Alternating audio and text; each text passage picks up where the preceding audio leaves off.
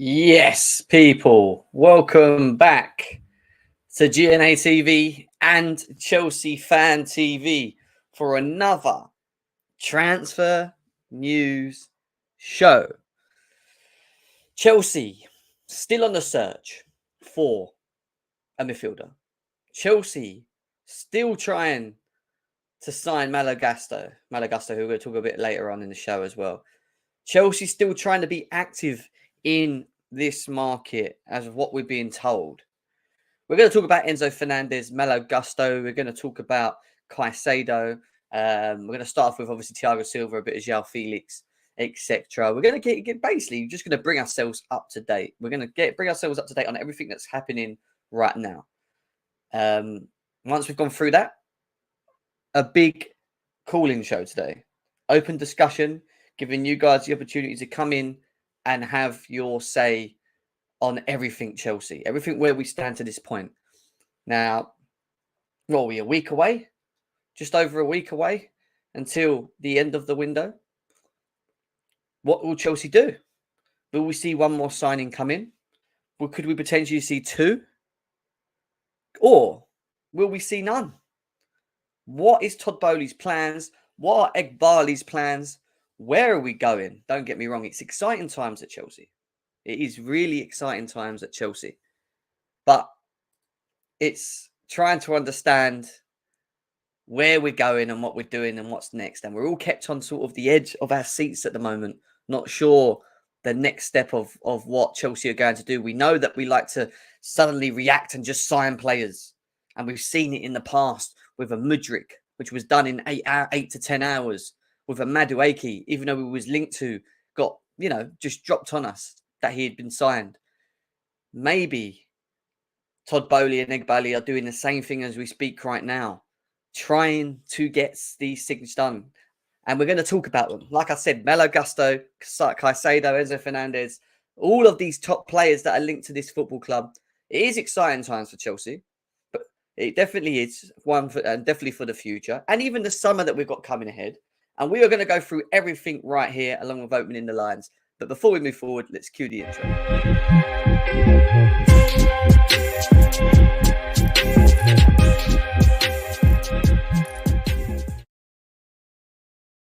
Yes, people, welcome back to GNA TV and Chelsea Fan TV. I hope you guys are well, wherever it is that you may be around the world. Chelsea still being active in the market. We've got I don't know how much we've got left. Is it just over a week left or so of this transfer window? Still lots of talks in and around Chelsea trying to get business done, especially in the midfield area. Midfield area is somewhere where they are pushing. They're trying to get a Caicedo and Enzo Fernandez. We're going to talk about all that. And also Malo Gusto. But I want to say hello to everyone in the chat. There's over 200 people here already. Big up to every single one of you guys. The lines are going to be opened up as well to give you guys an opportunity to come in and have your say. This was quite funny, actually. If Jem keeps growing his hair, it will look like Malo Gusto in a thumbnail. That's true. That is true. Big up to Untaker C. He said he's pissed off with Chelsea. We're not going to get a central midfielder in this window. Same every season. Never get our main targets. We'll panic and buy someone we don't want. But there's talks about Chelsea potentially looking, if they can't get the two players that they want on the right price, at a potential loan move. And we're going to look into that a bit later on. We're definitely going to talk about that. But I hear you, Undertaker seriously. Big up to Santiago as well. RJP says, yes, Jen, what you're saying. Big up to you, my guy. I hope you will. RD's back in the house as well. He says, Kakare along with Gusto transform Chelsea into title challengers as his opinion. Big up to Steve as well. Big up to Goutinho. Is that your name? Goutinho. I like that. It's quite a nice name. We have started the show. We're alive. Big up to Sirs. Big up to Alijo. Big up to KSA Man. Andreas is in the house as well. Big up to him. Man like Catman, sorry. What's going on, bro? Hope you're well. Big up to Don. He said, Brighton and Benfica trying to fleece us. It feels like that, doesn't it? And probably part of why Chelsea trying to push for these, and we know are the main two targets from what we've been told, maybe harder, is because the Benficas and the Brightons don't want to lose their players. And I keep telling you guys this on every time we do a show. No club wants to lose their most prized assets in a January market. And if they are, they ideally want to place them, or they're going to just charge stupid money. And that's what it feels like at the moment, Dom. But we're going to get into it. Big up to Nian. COC Pezlord as well. Shall we forget about buying a midfielder and promote Andre Santos? I've been watching bits of Andre Santos, but again, I don't think he's, is he ready to come straight into the Chelsea team, first team? I'm not too sure. I'm not too sure. Still very young. Looks got good prospects. Looking forward to the future of Chelsea and the players that we brought in as well. Big up to Devin in the house as well. We move on from Caicedo and Enzo. They're not worth half of that. Is what Sky Shooter feels. Daniel says London is red. Definitely ain't, mate. Definitely ain't red. It definitely ain't red, mate. All right, I'll give you that one. Can not give you that one. Big up to Fraser as well. Vivel's pissed Benfica off. Why? Why has he pissed him off? All right, obviously with the first negotiations, maybe. Ashraf is playing been on army duty for 3 days and he's back in the house. Big up to you. Yeah, that's just a typical Arsenal comment, isn't it, mate? You just wish you was a Chelsea fan. It's not our fault that you were born into this world to be an Arsenal fan, that you made the wrong decision in life, Daniel. It's not our fault that you picked the short straw. Mate, that's not our fault. Don't come over here blaming Chelsea fans and being salty. You wish you could have been what Chelsea have been, or have been at least seen what Chelsea have won up to this point and been a Chelsea fan, my friend. It is what it is, Daniel. It is what it is, but big up to you anyway. Big up to you. Big up to Emery as well. Big up to Hendrik. Big up to Matty. JP's in the house as well. Nearly 300 people in the chat already. Big up to all of yous. Logic, sign Enzo, please. Mohammed is also here. Big up to you, bro. Big up to you as well. Gabrielle, we just need a creative midfielder who can decide games like Fabregas. And that's why Enzo Fernandez is so important. And I keep stressing the importance of signing Enzo Fernandez. And it will be made harder in the summer. Because if FFP do put that cap on contracts to 5 years, it's going to make it even harder for us to spread the costs if we are trying to get a green installment with Benfica. Maybe this is the time Chelsea need to act. Will they act? Well, this is what we're going to go through. We've got a couple of tabs to go through above. I'm just going to finish off here and then we're going to go through them. Todder's got our attack and defence stacked. Yes, but we need to sort the midfield out. That's true. Mate, this guy's so salty, isn't he? Definitely not Fabrizio Romano. I don't do any of this. All I do is report on what they're saying and decide whether we think it's going to happen or not. This is what we do on my show. This is why we debate this stuff and talk about it as a panel and give our thoughts and opinions. We are all in the dark when it comes to these things.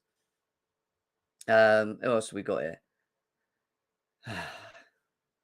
I still believe in Enzo deal because River Plate will also be pushing for a deal to happen. Whether it's now the summer's the big question. Grey Stinner on that one.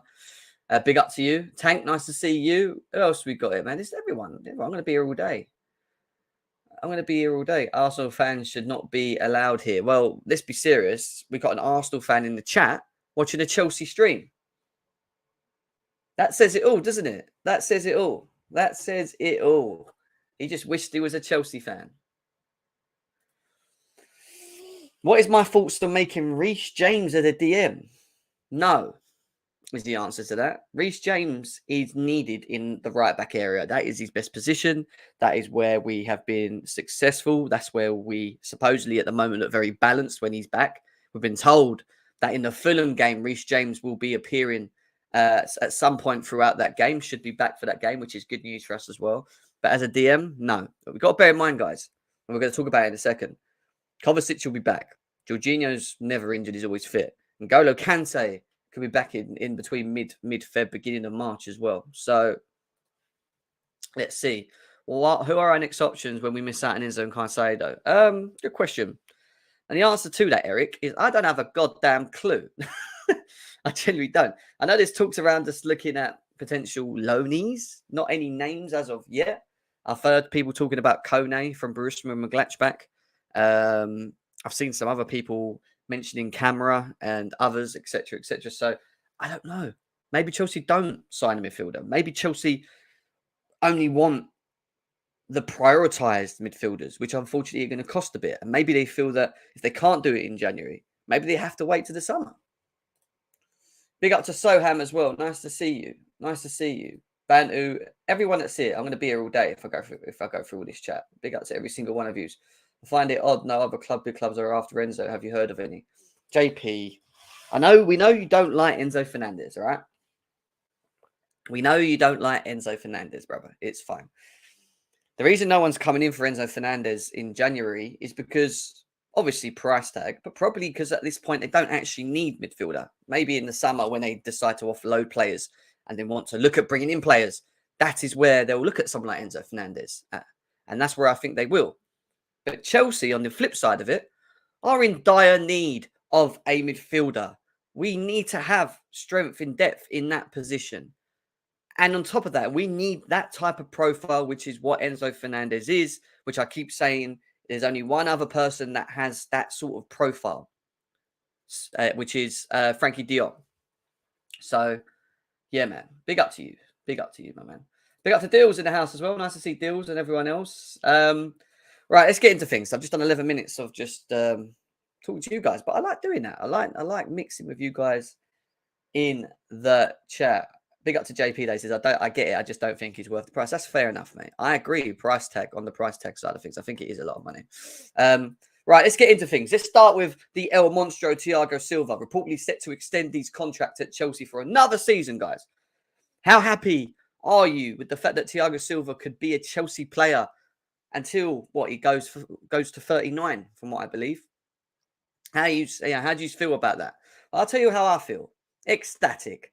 I do not care about his age. I know some fans are worried about an old player being this, that, and the other, but from what he showed us on the pitch, the consistency levels, the control, the class, we don't have that in our team, that class that he has in our team and we have in our team at the moment, but we will have to move on from him eventually. However, if we can get him for another season at this football club, next to a Badiashile, next to a Wesley Fofana, maybe with Koulibaly, gaining the experience and learning from the best of a dying breed of centre-back. And he is a dying breed of centre-back.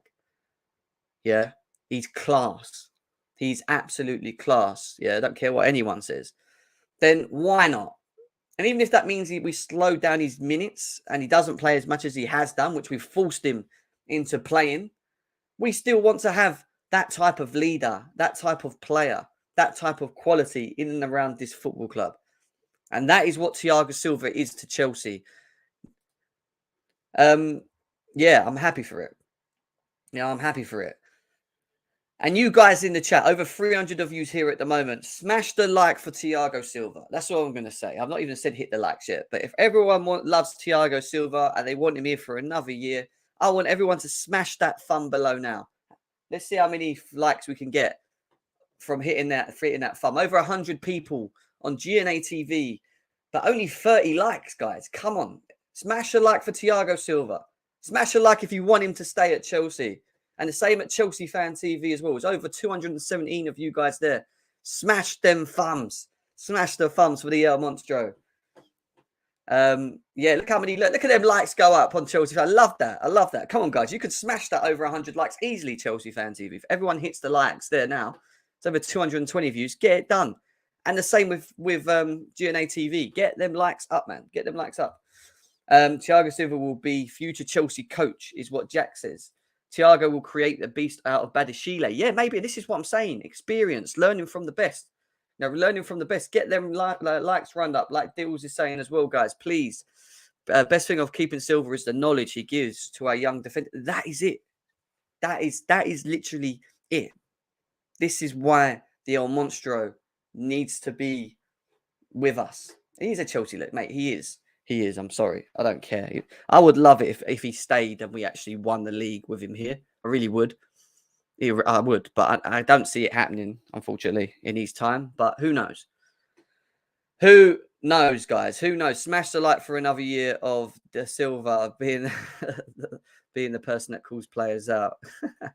Big up, man. Big up to, yeah, that's true as well. That is actually true. She does actually call players out.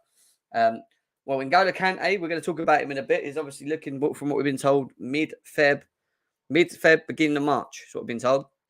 Fofana and Badiashile is what Wes is saying. Yes, but imagine having him around, man.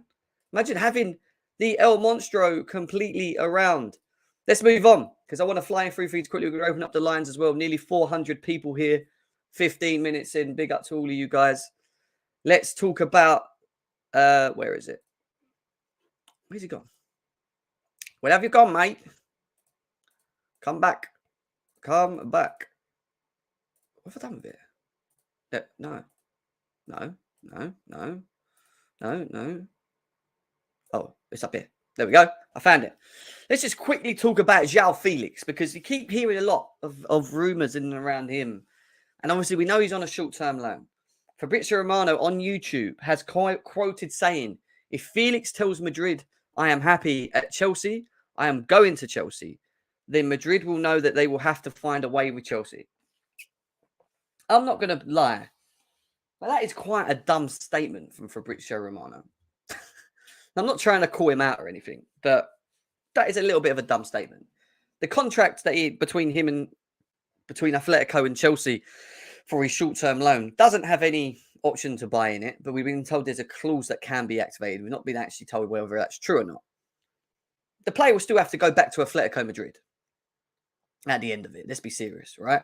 But then it'll be down to the player to force himself out of there. Now, if he goes back and says, I am done at Atletico Madrid, which I've got a feeling he probably might want to when he looks at all the young talent around him, the way that we play football, why the hell is this guy going to want to go back to Atletico Madrid and play dead ball when he could be playing in the Premier League, having the free role, being free, and being created for, playing with top quality players? The mindset is what I'm trying to get is the mindset and the common sense answer to this is that he should want to.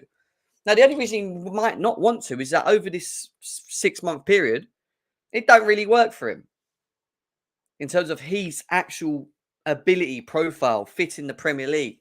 And he decides, you know what, actually, nah, I'm not feeling the Premier League. I'm just going to go back to the Spanish League. That's the only ring. But I don't see that happening. Because he can see the project. He can see where we're going. He's still very young himself. He's wasted 3 years at Atletico Madrid, scoring 10 goals in 2 seasons in the league. Not scoring many goals. This is a boy that was banging in goals, in the Portuguese league. He's got the chance to be a part of a project at Chelsea. Why is he not? Why would he not? Why would he not want to? So it's common sense, isn't it? Really, is what I'm saying. If the guy wants to come Chelsea at the end of the window and he doesn't want to go Atletico, he goes back there and says, I don't want to go. I don't want to stay here. Get me, get dealing with Chelsea. I want the move. And then they talk to Chelsea and then we negotiate. It's common sense. There's nothing more to that. So let's see what I mean, yeah, that's the only thing. Spain is warm and sunny. Yeah, that's a good shout. Water is wet. Oh, Musa. He's playing criminal football. Exactly. There's no he's playing criminal football in Atletico. Why the hell is he not going to want to stay at Chelsea when you look at where we're going with things, the project, the idea, the philosophy, the young players around him, the youth players, what they want to do? Seems to be attracting all the youngsters anyway. Of course. Josh's boy. Big up to him. So let's move away from Joao Felix. I just wanted to say that. I saw it earlier on and I was like, I'm going to say something about that one. That's just a weird comment. Anyway, and going on to the back of the squad and what we were just speaking about in Joao Felix, we're seeing little things like this with Reece James and Mudryk. Same game, new levels loading. And then obviously Mudryk responding with loading as well. We were already told about the energy around the Chelsea camp changing. And there's a lot of various reasons as to why that is changing. On top of the owners still trying to do more. Malo Gusto, potentially a midfielder if we get it done, if we commit to it. We're going into February, guys, with Mudryk, Madueke, the potentials of Malo Gusto, a Reece James returning, a Ben Chilwell returning, a Wesley Fofana returning, and N'Golo Kante returning. These are all huge players for this club. These are players of real importance, especially now the 2 that we've signed as well, that are going to give us direct pace and dribbling ability. We'll see how they get on, being more consistent. But in terms of the core of the squad, Reece James, Ben Chilwell, and N'Golo Kante, and now having the option of Wesley Fofana, which maybe means that Thiago Silva doesn't have to play every single goddamn game, even though I want him to a degree. Of course, there's a hype and a buzz around it. And like James said there, new levels loading. It's because the club is now moving in the right way. They're now filling in, specific profiles in the squad that is now going to take us to becoming a lot stronger. Now, where it takes us in the short term is a big question. I'm not too sure, where Chelsea will find themselves this season with everything that's gone on. But I do expect a big next part or end of the season. I expect us to be playing a lot better. I want to see Graham Potter's systems now. I want to see this type of football that we want to play. We got Champions League football against Borussia Dortmund. Competition. Something that we should all be up for. Players that are available that can play. I'm not sure about Mudryk and Madueke. I'm not sure if I've not checked. I think they should be fine. Joao Felix, I believe, is fine to play as well. There's a lot for us to be positive about, as shit as it is. And I see rivals yesterday saying to her, why are Chelsea fans so upbeat and like in dreamland? This is what they're saying. Why are they in dreamland? Are they not looking at the table? They're sitting in 8th. They're sitting in 9th. They're sitting in 10th. Yeah, they're right. We are sitting in a shit position at the moment. Yeah. And partly to do with the performance levels of some of the players and the injuries as well. But looking at but understanding the fact that we're in a position where we kind of concede in the fact that this year is just a write-off, and we understand where we are as a football club and what we're trying to do, and then we look at what the owners are doing and how we're trying to improve, and then you look at the potentials of players coming back into this squad. This is all the things that we should be looking, forward to as Chelsea fans. This is what I'm saying, man. Big up to everyone here. 450 of you here, as always. Big up. Get the likes up. Let's close the gap to 200 likes, guys, if we can. We're going to go on to transfer talk, and we're going to open up them lines as well today and get people involved. 317 people on Chelsea Fan TV. Only 105 likes, guys. Let's get them likes up. 150 people on GNA TV. Again, guys, only 50 likes. I know we can do better than this. Come on, please get this up to 100 likes on GNA TV as well if you're watching over there. That would be a massive, massive help. Of course they are. Of course they are, Tank. Big up to you as well, bro. Big up to you. So, yeah, positive times ahead. Like Trevor said, positive times ahead, guys. Let's ignore what the rivals have to say. Let's stick together. Yes, it's been hard. Yes, we have our preferences on players that we like and don't. But ultimately, going into February, we've got a lot of players returning, providing we keep them fit, along with players also also being included, and Joao Felix back after the Fulham game, I believe. Is it just the Fulham game? Yeah, the Fulham game. After the Fulham game, he'll be back. We're going for it, man. We're going for it. We are going for this shit. Right, let's get into some transfer talk, shall we? What is going on with Chelsea, man? What are we going to do? What are we going to do at the end of this window? Are we going to see any more? Are we going to see any more signings from Todd Boehly and co? What are they going to surprise us with next? What is the next Ornstein dagger? What is the next here we go from Fabrizio Romano going to be? Well, we're going to start with the comments in and around Caicedo. Now, we've been told by Miguel Delaney today, and it was today's tweet that he put out, saying that Brighton have a bid rejected for Haidara of RB Leipzig, potentially looking as Moises Caicedo's replacement. Brighton interest could ease their stance on the availability of Caicedo, who has attracted interest from Chelsea. Now, we've had a bit of a mixed, some mixed tweets in regards to Caicedo, I'd say, in the last day or two. If Brighton want to keep the player, why are they looking to bring in other midfielders? Are they worried that Chelsea are going to trigger the payments? Are they already had discussions with Chelsea to say, you can have him, but let us just quickly sort him out? But we've not heard that yet. That could also be a case. And Chelsea have already said, look, we're going to give you X amount, which is kind of forced him out into the market. And it goes back to what I said. They won't want to lose their best players. And if they are going to lose them, they're going to get a lot of money on them. And on top of that, they need to replace. And if they can replace, they'll do it. But it's very hard to do in the January market.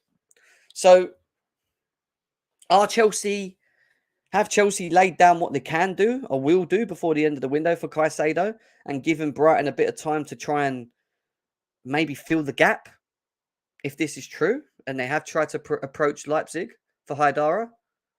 Maybe. And then we go on to some of the other conflicting tweets that we've received in regards to Caicedo, which is this. So again, from Nizar Kinsella, Brighton and Benfica have refused to engage in negotiations this week with Chelsea's main midfielders Caicedo and Enzo Fernandez. Chelsea might explore short-term options on the loan before signing a top target in the summer. So we're being, and again, we're going to get to it in a second. I'll stick to this tweet for now, but we're now being told that they're not even not even willing to negotiate with Chelsea or sit down with Chelsea. Is it because of the way Chelsea approaching the negotiations with them? Maybe the way we're setting out the structure of the deals. Let's just say they're just thinking, stop wasting our time. On the flip side of it, if Chelsea don't want to meet Caicedo's or Enzo Fernandez's fees in any way, then maybe the option is to look for a short-term loan and bring someone in. But I don't really think I'm sure if I want that. And again, it's going to fall down to specific profile. We've done the same thing like they used Zakaria as an example in the way that we brought him in. Do you remember last season? It was out of the blue. We were sitting on this show with Piers and Fabrizio Romano said live while we was live that Chelsea have agreed a deal for Zakaria. Are we going to get that kind of response? We know that it's a priority for us. But if it's that much of a priority, why are we not laying the money? Now, I know the money's a lot. I get it. But the midfield is a real big issue for Chelsea. And it's not that they're neglecting it at the moment, the owners. But they obviously have an idea of how they want to structure this and what they want to do with it. It's just, are we going to do that in this window? And I keep saying, and I've said it, we're going to talk about Enzo Fernandez next. But I don't think we want to spend that kind of money in the January window. Even though I think the common sense answer to this, if this is true from what we've read in regards to FFP, is that if they're going to cap contracts for 5 years from summer moving forward, the common sense answer would be, well, maybe we just have to commit to getting the player now and use the lengthy 6, 7, 8 year contracts and get the players in now so that we can spread the costs. Maybe that's what's triggered this all of a sudden the news in around Enzo Fernandez because of FFP and the response to summer. But there's a lot at the moment. There's a lot of if and buts, and that's the issue. There's a lot of if and buts. What are we going to do? How are we going to do this? How are we going to do this? People were talking. I don't know what you guys are talking in the chat about, but we'll come back to that in a second. All right, he's talking about. All right, I get what you're saying. Right, cool. But yeah, there's a lot of if and buts. How are we going to approach it? What we're going to do? Like, it's all basically what I'm saying to you guys is it's all up in the air. But then we get another conflicting report from Duncan Castles, who we know quite well from the time, saying that Brighton value Moises Caicedo at 100 million when we were told 75 million plus. And then we saw the interview with the director of Brighton saying they actually value him a bit more, or saying more than that. They're not said the figure. Maybe if this is true, maybe this is a scare employ again, a bit like Benfica, a scare employ to say, look, actually, we can't afford to lose this guy. We're not going to be able to replace him in the January window. But is that going to scare off Chelsea? And I've given you 3 different tweets, 3 different scenarios, and it could be one of them 3, or it could be none of them 3. like this is what we do. We go through the tweets, we break it down, try and understand what they mean, try and work out whether it's true or false. I mean, I'm not saying Duncan Castle's a liar. He might be right. They might value him at 100 million. A club might value players a lot more than what they are in the market value. So it might be a case that Brighton look at him and go, well, we actually value him at 100 million, but they know they can't get 100 million for him. The cap, and that's where they would negotiate for maybe a 70, 75 mil deal for Caicedo. But what are Chelsea doing? What is the plan? Because ideally, I would love us to go and get one midfielder now and one midfielder in the summer. Equally, they're just going to, and I know it sounds stupid, I think that cut the long story short, I think we're just going to have to spend the dough. At the same time, I'm a little bit reluctant in us doing that. I think maybe could we wait to the summer, have more of a negotiating period for both players if we want both players or one of the players. Maybe we do that. But then does it muck up the idea of the way that they're setting up the structures?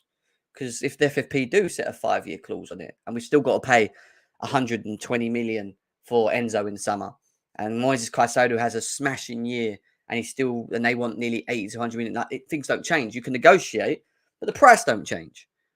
So how are they going to approach this? That's the big question mark. How are they going to attack this midfield situation? What are all these links that people? Yeah, Jim, the plans don't get exhausted. I get that. And I get why they would hold. I get why they would hold back in many ways to commit in, but there's a lot of other things that we've got to think of in regards to these deals. And even if we wait till summer and we are able to negotiate, there's the potential that we might not be able to put them on lengthy long-term contracts anymore. So to spread the costs and make it maybe easier for us against the FFP, do we actually have to just commit to one of these players and pay the blimmin' money, even though it's a lot of money? That's my thing. That's my question mark with it. That's my question mark with the whole thing. Over 550 people here. Big up to every single one of you guys that are tuned in at the moment.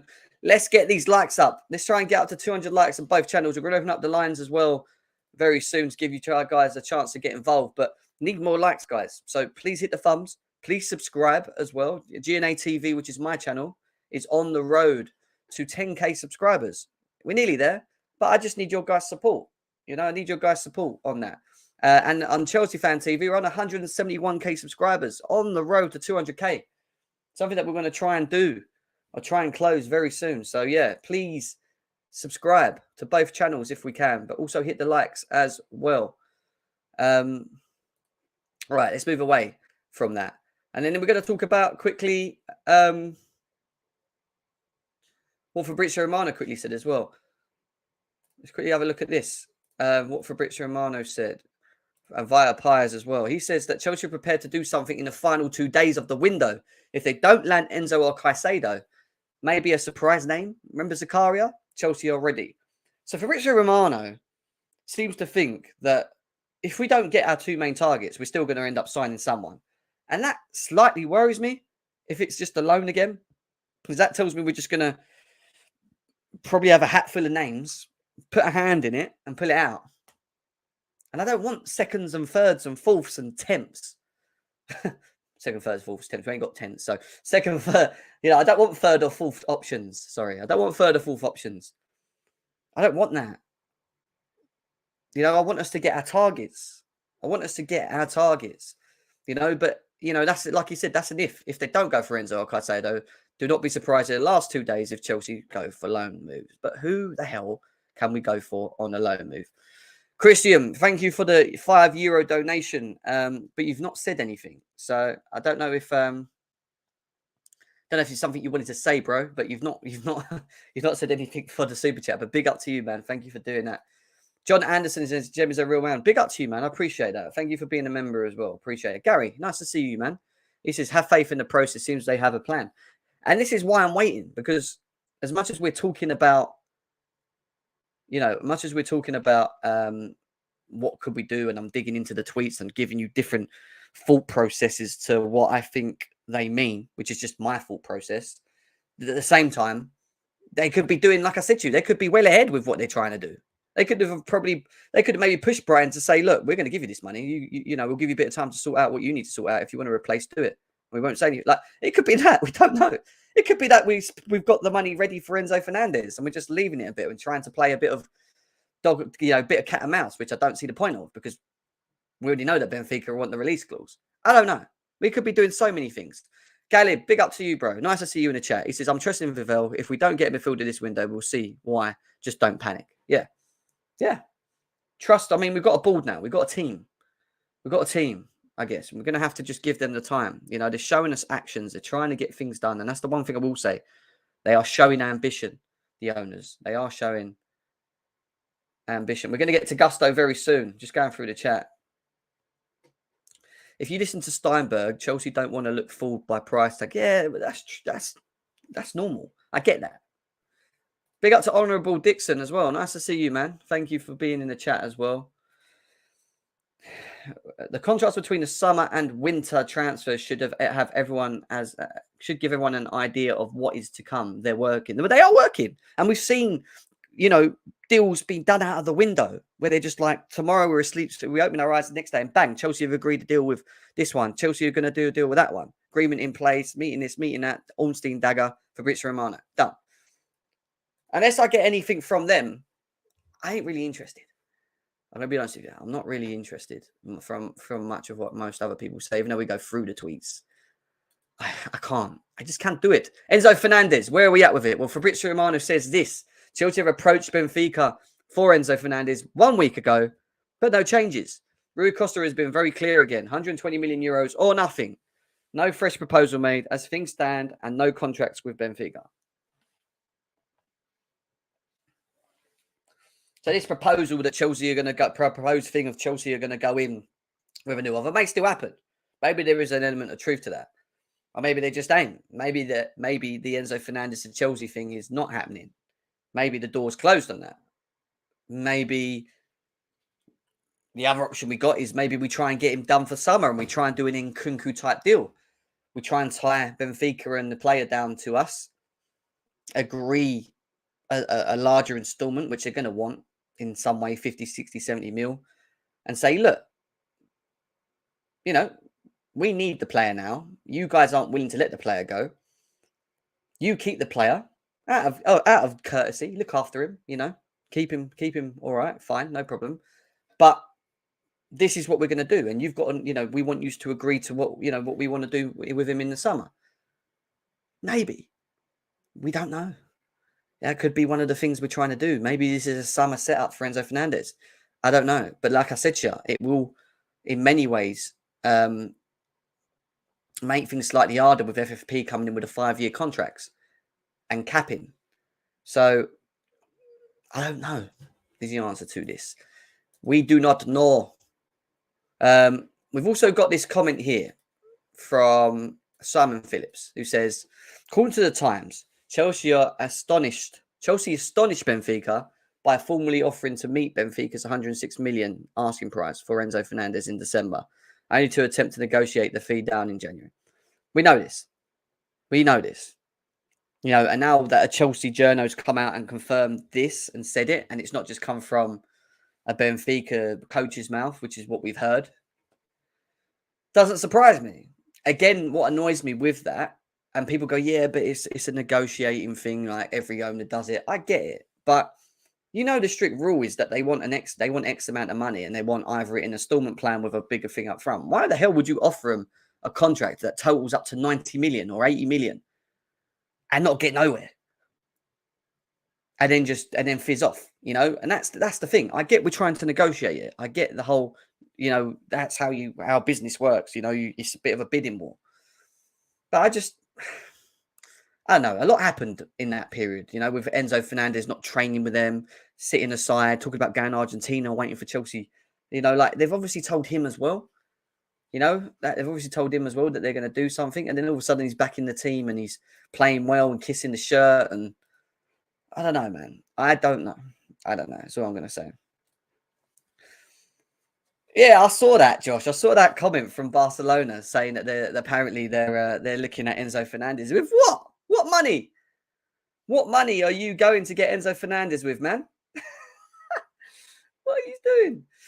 Rui Costa is just showing his ego and stupidness. They rejected 80 million bid. I hope they realise that nobody's going to pay 120 mil plus for Enzo in the summer. 60, 80 mil max is what we're saying there. We've got a donation from Top Dog RLG. Thank you, bro. Appreciate that. Appreciate the super chats. Gem, interesting hypothetical. Would you sign Enzo if it meant we couldn't sign Felix on a permanent deal in the summer? 1,000,001, 100%. I will stamp it today. Yes. I mean, I'm probably the worst person to ask this question because it's not that I don't like Joao Felix. I need to see more of him. But I just know that there's not many profile players out there that is Enzo Fernandez. That is Enzo Fernandez. I am telling you now, we get this guy. We are solving, I don't say all of our issues because I still think we need one more in there. But we are solving our midfield issues massively. Something that we've not had in such a long time at this club. The vision to be able to spread the ball left and right comfortably, demand, control, be progressive, be able to shoot outside the box, man. This guy can shoot outside the box. When's the last time we see a midfielder at Chelsea be able to shoot outside the box? You know, he contributes to goal. You can play him in an 8 role, even though I think he'll play in a pivot. I think Chelsea's idea moving forward will be to play a pivot, 2 6s. So, yes, I want Enzo Fernandez at all costs. I don't expect everyone to agree with this. This is just, again, a preference that I want at Chelsea. Over 600 people here right now. Big up to you, Zul. Thank you for the donation, though, Top Dog. Big up to you, man. But yeah, the answer is yes to that. The answer is yes to that. Right. One more thing that we got a couple of hours ago from Dean Jones Soccer on Give Me Sport. He says that Todd Boehly is very good at coming up with new negotiation tactics. So there is still a possibility that Enzo Fernandez still lightens up again. So again, he's just given an if and a but, as most of them are doing at the moment. We've seen that Chelsea can negotiate very well. We've seen it already. You know, they will try and find ways to maneuver around getting what they want. 100%. Of course they will. Question is, will they do it? And that's the answer we want, right? I want to be able to do a show where we come on here and I say, we've signed fucking Enzo Fernandez or Caicedo, and this is what we've done. You know, at the moment, with the transfer shows, we're having to sort of read tweets and assume and try and work out, is it no, yes, what do we think? Will we do it? You know, that's where we're at the moment with midfield. And it's a shame because we've neglected midfield for so long. You know, since 2018, we haven't improved this midfield. And I want us to improve this midfield massively. Massively. 650 people in the chat and growing. Nearly 700 of you guys here, man. Big up to every single one of you guys in there. We are going to open up the lines in about 10 minutes now. 10 minutes. We're going to open up the lines and get you guys in as well. Charlie with the donation in the house. He says, transfer ban incoming, 400 million loss of the year so far. No. Well, do you know what? Thanks for the donation, Charlie, as always. Big up to you. There was an article around Chelsea and Todd Boehly and financial fair play. I didn't get to read into it too much, but basically, from what I read of it, Chelsea are well covered. They've not just done things willy-nilly and shooting themselves in the foot later on. Apparently, from what we've read in this article, we've done it in a way where it works. And part of the reason why it works is because of these long-term contracts. It's because of the long-term contracts. And that's literally the loophole. That's where the loophole is. And that's why FFP are sitting back and going, can't do Chelsea. They've signed this amount of players, but they're doing it over this amount of length of contract. How are they doing this? Why did we not see this? And on top of that, why didn't any other top European Premier League team, shall I say Premier League team, even see this before Todd Boehly, the baseball manager, the baseball owner who knows nothing about sports, come in? Why didn't any of these experienced, sporting directors, owners, whatever you want to call them, not see the hole in the FFP? But Todd Boehly, the guy that doesn't know anything about football, along with Clear Lake Capital, finds a hole in the FFP and does his thing, does his bit. And now they want to cap it because they know that we found a loophole, I'm telling you. And that's the reason they're capping it, because we just get away with it. And I don't think they'll be able to fine us for what we've done because of the way that we've done it. And it's caught them out. This is what we do. 650 people here. Big up to Charlie for the donation. Sam says, Mudryk versus Nkunku for the left wing. No, Sam. No. Mudryk on the left, Nkunku. And I don't know why people think Nkunku's playing in midfield or on the wing. Nkunku is being brought in to play up front. And he's not going to be the only one that plays in the up front. He might be the leading figure, but we're going to have 2 players that are going to play close to him with the wingers. And we're going to do what he does at Leipzig. He scores most of his goals in the box. Go and look on the stats of all of Nkunku's goals. All his goals are mainly in the box. He's a goal threat. But to become a goal threat, you create for him. Yes, he will drift to the left. Yes, he comes deep and receives the ball and drives forward. Yes, I've seen all that. I've watched enough of him to know. But what he is versatile. He's not your typical number 9. You're right. But he will definitely be playing in the forward line for Chelsea, in my opinion. I think that is why he's been brought in, to score goals. Exactly, Pelu. Big up to Pelu in the house as well. We did do it with Kepa, though, and it's only an issue now. I'm sure Joao Felix signed a contract with Atletico Madrid that was 7 years or something. So, I don't know. I just, as soon as Chelsea do things, it's a problem, isn't it? It's a problem. Yeah, it is. I'm enjoying it. I'm having fun, man. I'm having fun with you guys in the chat. 650 people here as well. Big up to every single one of you guys. Let's talk about Malo Gusto, and then we're open up the line, because that is one player that seems to be linked at Chelsea, and it seems to be moving in the right direction. It goes on to say that Malo Gusto wants the transfer to Chelsea done as soon as possible. He cannot imagine it collapsing. And that comes from El Equipe, who we know is a very big French media company in France. So get French football as well. So, this is the French media now saying this, There's been more tweets, which we're going to quickly look at as well in regards to him. And I've already told you how I feel about Malo Gusto to Chelsea. Get it done. Get him at the bridge. He's young. He's athletic. He actually has the attributes of what Reece James has. He's athletic. He's very quick. Very quick. He's good going forward. He creates. He can cross the blimmin' ball. Defensively, he's quite good. He has some room for improvement. He's young. But he's a top young right back. And if we can get him at that age now, and he wants us, go and do it. Because in the summer, I'm telling you now, top European teams are looking at Malo Gusto. This is the guy I want. This is the guy that I think but adds to Chelsea not having to look at the right back area anymore. Reece James gets injured. Cool. Malo Gusto to the here. Bang. This is the guy that we need to get in. Now, how did Chelsea get it done? That's the big question mark. What did Chelsea need to do to get Malo Gusto over to the bridge? Well, this is what they need to do. This is what they need to do, from what we're being told. Malo Gusto, similar situation to Noni Madueke. Chelsea have to improve their bid. Lyon are ready to accept an offer of around 35 to 40 million euros. So what do we know to this point is that Chelsea have put in the regions of around a 30 million bid forward for Malo Gusto to Lyon, which got declined. Now, Lyon want to keep Malo Gusto for the next couple of months. But Malo Gusto wants Chelsea. And if Chelsea meet the required fee for the player, we're now being told that Lyon are apparently looking to sell the player for that figure. They will let him go. So 35, 40 million euros, people might go, oh, that's a bit of money for a second back. He will get minutes. Reece James won't have to play every single goddamn game.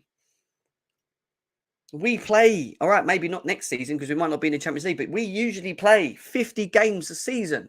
50. Back to back. 2 games, 3 games every 8 to 10 days. Reece James is not going to play every single game. And if he does get himself injured or there's an issue, whatever, Malo Gusto is there. He will come in and come and play a number of games. He's young, he's athletic, he's fit, he's ready, and he wants to challenge himself against what we call the best in the world. And he is the best right back in the world in Reece James. So get it done. There's no reason why we shouldn't get this deal done, guys. Get it done. Oh, did we not send them new 40 million bid yesterday? I think tomorrow's is going to be done. Yeah, well, yeah, no, I've not seen it, Galib. I don't think I've heard of it anyway. I've not seen Chelsea do that. So, yeah, exciting times, man. Exciting times. So, Malo Gusto to Chelsea looks more like it could happen. How I feel about the idea of Chelsea finishing off their January window, I do think we're going to get at least one more signing. And it might not be the midfield. It looks like it's going to be a right back. But I'll be happy because, again, they're addressing an area that is very important at this football club. It will annoy me that we didn't get a midfielder. But then I kind of understand it when we're getting forced into corners and to spend loads of money on certain individuals. But at the same time, then I look on the flip side of it and I'm like, Enzo Fernandez in the summer, how many people was he going to attract? Caicedo in the summer, how many people was he going to attract? Are their values going to change? I don't think so. So it's like, do we just beat the queue and just get Caicedo and Enzo, or one of them, not both, sorry, one of them now, and just spend it and be like, do you know what? Let's just skip the queue here, get it done. Or do we try and tie one down now and maybe one down in the summer? I don't know. If they're the two we want, I don't even know. It might be that we only want one of the two and that we've got a different profile in mind for a midfielder. So, yeah, we'll have to wait and see. Leon, right back, Malo Gusto, really wants to see a Chelsea move this week. Imagine being 19, shining for a hometown team, one of France's biggest clubs, playing for Laurent Blanc, and wanting out to join Chelsea's 60-man squad to be back up to Reece James when he returns. Daft. That's just salty, mate. Yeah, I wasn't even going to bring this up, but that is just pure and utter salt. Yeah, let's be serious. There is no comparison to Chelsea Football Club and Lyon in terms of stature. Let's be serious. Yeah, Lyon are a good team in France, 100%. They are. They got some decent players, whatever. But this guy wants to win things, big things. And a lot of these young players that are coming over are being sold a project by Todd Bowley and Egbali. Now, we don't know what that project is, but whatever it is, it's working because Mudrik's turned up, Madueke's turned up. So, at the end of the day, this boy's coming to Chelsea to compete with the best right back in the world and improve his game at the age of 19 years old with time on his side. And he will get minutes at Chelsea. Maybe not as much as he does at Lyon because he starts at Lyon. But he wants to maybe do it at a younger age rather than wait till he's 23 or whatever. The guy wants to come to Chelsea. He wants to be a part of the project. He wants to be at one of the best, the biggest clubs in world football, the biggest team in London, the biggest club in London. We run London. There's a difference, mate. There's a difference between Chelsea and Lyon. There's a difference between Chelsea and Lyon, man. So at the end of the day, you can't knock the guy wanting to come over to Chelsea. We want people that want to come over and play in a competitive nature like they want to. I want that. You should want that. We should want this. We want players to compete, challenge for spaces like we used to back in the day when we were elite and we had midfielders like Ballack, Deco, Essien, Makelele, Lampard, all in one team. We had defenders competing for positions. We had forwards that were competing for positions everywhere. You come to Chelsea back in them days, you're fighting for your place. You're testing yourself. That is what we want. We want players to come who believe in their ability and want to challenge themselves. I want to be the best. I want to show it. I want to help this football club. That is what we want. And that's why we're going. That's why we're getting these players in. So as a Chelsea fan, it's good times, man. It's good times. Link in the chat. Let's get you guys involved. Come in, have your say. Nearly 700 of you guys in the chat. But I know we ain't got enough likes. So I'm going to have a look at the likes now. And if the likes ain't good, come on, guys, man. 200 people on GNA TV, 103 likes. Come on, guys. Let's get this to 150, please. Please smash the likes. Please subscribe if you're new here as well. 200 people. Big up to yous. And then we've got nearly 500 people on Chelsea Fan TV. Big up to every single one of you guys that are tuned in over here watching that. Nearly 200 likes there. And we just need 8 more people to smash the like button. So how quickly can we get that to 200?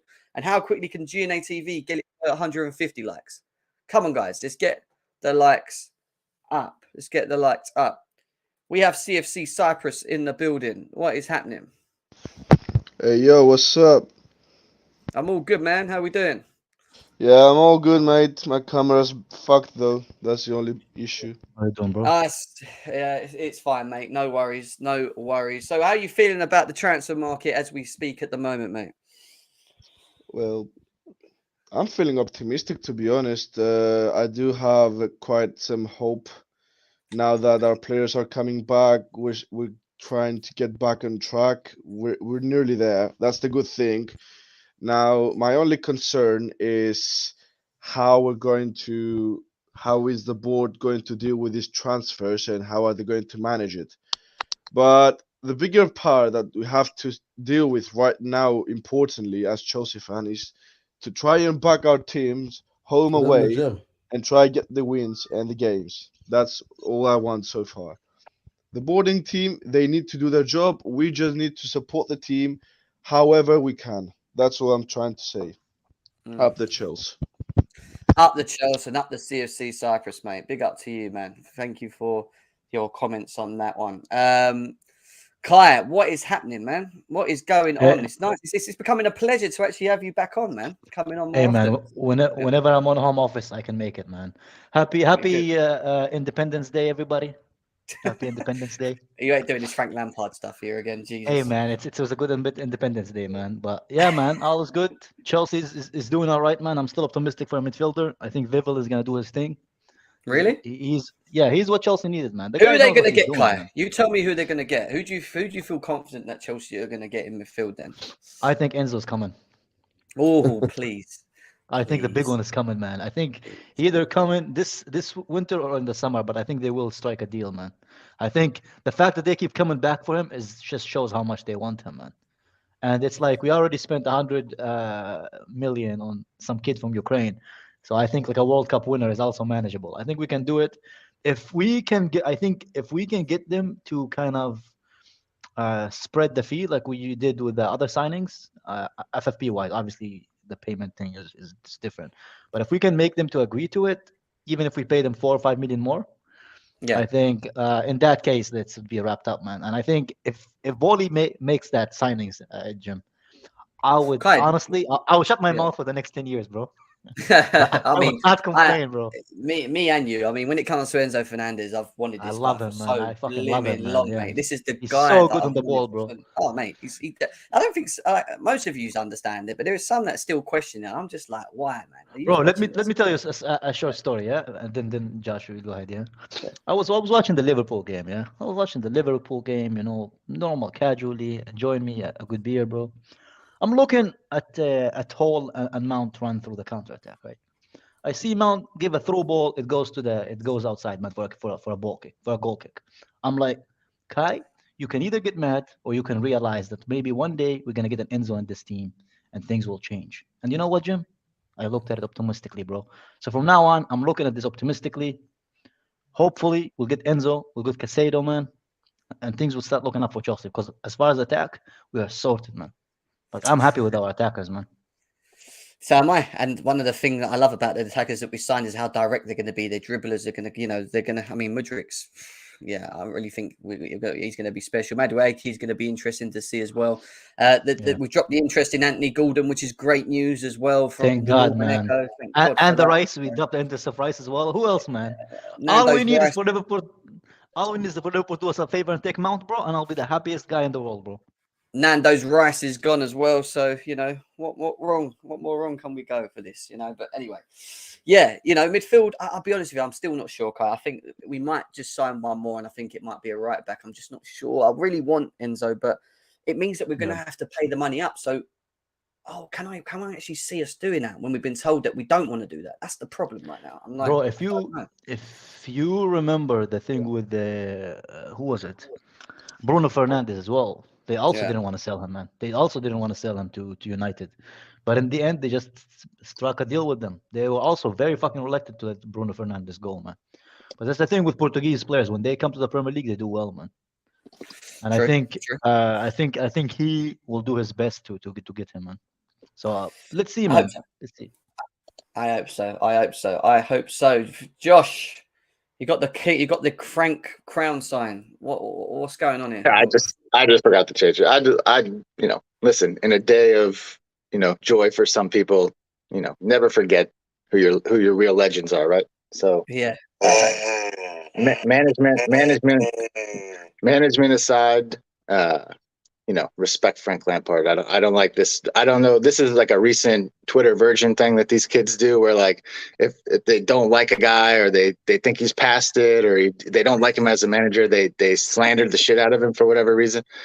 They're not negative. Have a little respect. Yeah.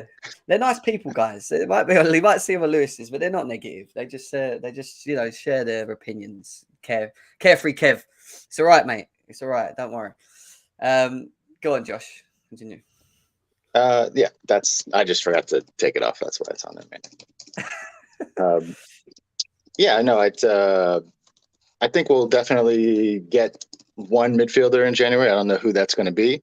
Galib was saying in the chat, though, I just trust Pavel right now at this point. Just let him do his thing. If I don't want the club to get extorted by any means. So like if there's an option that Pavel thinks can do a similar job for a much better price, and we can get that deal done, I don't mind doing that. Yeah. Obviously, we'd all like to have Enzo at the club, but listen, I just don't. It doesn't make any sense to put yourself over a barrel if you can't get, if it's just not going to happen. So,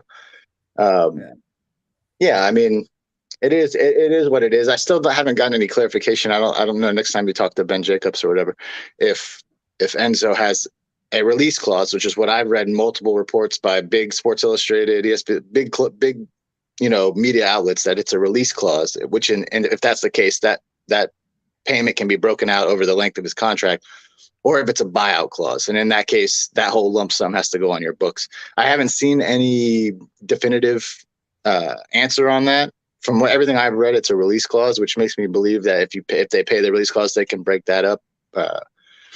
But we'll see what happens. I definitely think Gusto will get done. That's just a matter of, no team's ever going to just accept your first bid. They're always going to make you come back with an improved offer. I forgive you for abusing me. So yeah, we'll see. I think Gusto definitely gets done, and then we'll see about the midfield. Hopefully, one of the two of Caicedo or Enzo. At least we get one of them would be nice. But yeah, I trust what Pavel's done so far. I like all the alternative names, Kone, Zubamendi, these dudes. I like these guys too. So if he gets into a position where you need just one of those guys, I'd be totally fine with it. Yeah, I hear you. I mean, Couch, obviously, Malo Gusto looks like a player that wants Chelsea. Chelsea need to spend around 35-40 million euros is what we've been told. I mean, what's your thoughts on the player himself? And do you think we'll get it done? Yeah, that one seems the most likely at this point, just because, as you said before, Lyon don't really have the might to keep somebody like that. Like he's already agreed terms. So it seems to me that this is just a matter of nickel and diming right now. We're going to figure out how to get that over the line. But, I basically wanted to get on this Enzo thing because I feel like the move right now is not to get him for January. I think the move is to set up the summer. That's what I said. And I still think that, like, we have to show that we can negotiate now, right? Like, we can't just throw down cash any number, because they're changing that loophole, which makes it difficult to get those amortized deals done, right? So we have to be able to show that we can negotiate now. So I'm not about like just trying to pay overs to get him in. I want him. I think that kid is, wow, his way to pass is just exquisite. Like everything that he does on the ball just really excites me, and I think that he can help us in a major way. But truly, we have to show that we can negotiate now, because if we get taken to the cleaners on this one, we get taken to cleaners on Caicedo, it's just a domino. We're not going to be able to get deals done the right way, especially when they take that little loophole out of the mix. So for me, it's about negotiating, coming to the table correct, and then if we can get the deal done, we can. If we can't, we can't. It's as simple as that. Who would you choose? And I asked everyone, if you had the choice between Caicedo and Enzo Fernandez, and you can only have one, what one are you choosing? Enzo for me. I'm thinking Enzo, because I think Enzo, Caicedo, you could find Caicedos, man. Like again, somebody that's gifted on the ball, that can, like, the way to pass is just perfect. He spots the runs. Good presser as well. That's not something you coach. That's not something you can teach. When you think about energy and ball disruption ability, all that stuff, you can get that in so many different players right now. There's a lot of eights that play with that sort of ball. And Couch, we have the best one of those in the world coming back in about 2 or 3 weeks. So there you go. Right? Yeah, true. That's true. And the other thing is as well, like the one real standout thing from you of Enzo Fernandez, more than anything, it's not over the fact that he's physical, he's tall, and whatever, and he can get stuck in. His interception levels were in the top 3 at the World Cup, it was him and Kovacic for interceptions across the World Cup. They were the two that won the most interceptions from midfield. Yep. The one thing that stands out for me the most is that he knows what he's going to do with that ball before he receives it. Like I'm surprised, man. The passing level of this guy is ridiculous. Yeah. Like, I'm not joking. It's a vision that I like. It's a vision kind of like Cesc Fabregas, but I also see it with Frankie De Jong. Like Frankie De Jong has that type of vision as well. Yeah. But there's just not many players like it. And when you can get a player like that in your midfield, I am telling you now, I said deep line creator, we need that. That is A grade right there in terms of creating. Yeah. And Jim, can I add to that? Well, yeah, so sorry, Scott. I let you go. I got to go, Josh. Just give me a second. So this is my point. Yeah, they are going to change that. Like the kind of stretching out the payments by the contract down to 5 years, right? So 10 years we have it only in this window. So might as well sign literally the best rated midfielder right now at the moment, man. Because if we're gonna sign a player on big wages, which is not really gonna be that much big wages because we can stretch it out, this is the time to do it. This is the player to do it on. Because think about it, yeah. In our attack, we have two very good players, right? Who are very, very good on the dribble, with the pass, and Felix and Mudryk, right? We need that superstar in midfield. I know in this channel I don't think that's Mason Mount, but we'll move away from that. But Enzo, bro, if we can pay and and the next 10 years pay for it, I don't mind. Because what, we're gonna pay 10 million every year for him? Him alone right now, man, a 21, 22-year-old, he's already like the highest rated midfielder, I think. Under 21. Agree. I don't want to burst your bubble, guys. 2 seconds. So why not just do it, man? We got a comment here from the Benfica coach just saying there is nothing else in the mindset of the player. Please, coach. The Benfica coaching City star is going nowhere. So unfortunately, he doesn't know. He doesn't know that. That doesn't mean anything, bro. That's a coach, bro. They can say whatever they want. I remember when De Bruyne was sold, man. The coach the same day, bro. He said, "No, he's not going anywhere." The next day, you saw him in Manchester. Bro. Yeah, I remember Brendan Rodgers Brendan Rodgers was pretty solid on Wesley Fofana not going anywhere this summer, right? And now we saw that ended up. So what a coach says. Let's not lose sight of the fact that we haven't bid yet. Like. Yeah, no question. What a manager says means very, very little to me. I don't know what else people are expecting him to say. He's the manager of the club. He's not going to be like, yeah, we're talking about it. If the right number comes, we'll definitely get rid of him. I don't think they're not managers. Managers will never talk like that. But yeah, I think it's funny. Two things real quick. I love how all of a sudden lengthy contracts are an issue because we do it, yet they've been around forever. I think Joao Felix was on like an 8 or 9 year deal at Atletico. Yeah. But just because we're getting players to join and want to do that, it's somehow now becomes an issue. But either way, it's not like you could just give them an additional 5-year extension after like the second or third year and just make it an 8 or 9 year contract anyway. So and then on Enzo, like at this point though, you need Benfica to play ball because we can't make every single like Couch is talking about negotiating. It can't be a one-sided negotiation where it's like, we want 120. We also want to keep him for another 6 months. We also want it in lump sum payment. We'd also want it no broken out over the length of his. Like you can't get every concession to Benfica. It's like, listen, if you want to keep him for 6 months, guess what? The price is halved. Like we'll give you like 60 for him if you want to keep him for 6 months. Also, Josh, that's where our new technical director comes in. Like. There used to be a day where Marina would pay over the odds for these players, or doesn't get the signing done. But this is where Viv will have to show his ability, man. Because if he is really as good of a technical director as we've been, said to believe, then he should be able to get the deal that is like. He should be able to make it attractive for Benfica as well, and I think it's possible for us to do it. Because obviously they were able, they wanted to negotiate back in December, right? And then we decided to go back and kind of turn back in our words. So I'm sure they didn't want to negotiate. They did not want to negotiate. According to what people are saying, they did want to negotiate, but they wanted they wanted the release clause. They want the release clause end of. That's their negotiation tactic. So I think part of what you're saying is true about Babel, but part of being good at your job is also knowing when to walk away. So for the club, if they're just not going to come back with any concessions, like you just got to walk away. It's like any negotiation. It can't be one-sided. And to the point that Kai made earlier, like I still think that the time to do it is this window. Like we have to get this deal over in this window just because of the fact that we can still amortize it over the length of 8, 9, 10 years or whatever it may Sure. be. There's not going to be a better opportunity to sign him than right now. Even if you lend him back or loan him back till the summer, like just get it done, get that deal done, and then have him locked in for the term that we need him to be locked in on for this to work. But Yeah. that's kind of how I see it. Like, and you don't go back in. Like, sorry, we were in for him like what, a month ago or something like that. You don't go back in without having a real plan to get him this time. Like, it's silly to just go back and say, well, okay, we did 88 million last time, let's go 89 million. Like, go in with the intentions of getting him. Put together a plan that is feasible for them. That's how I see it. You can't go back in without the notion that you're going to get this guy at this point. Yeah. Plus, me and Jim need to get the tops, man, already, man. It's confirm it, man.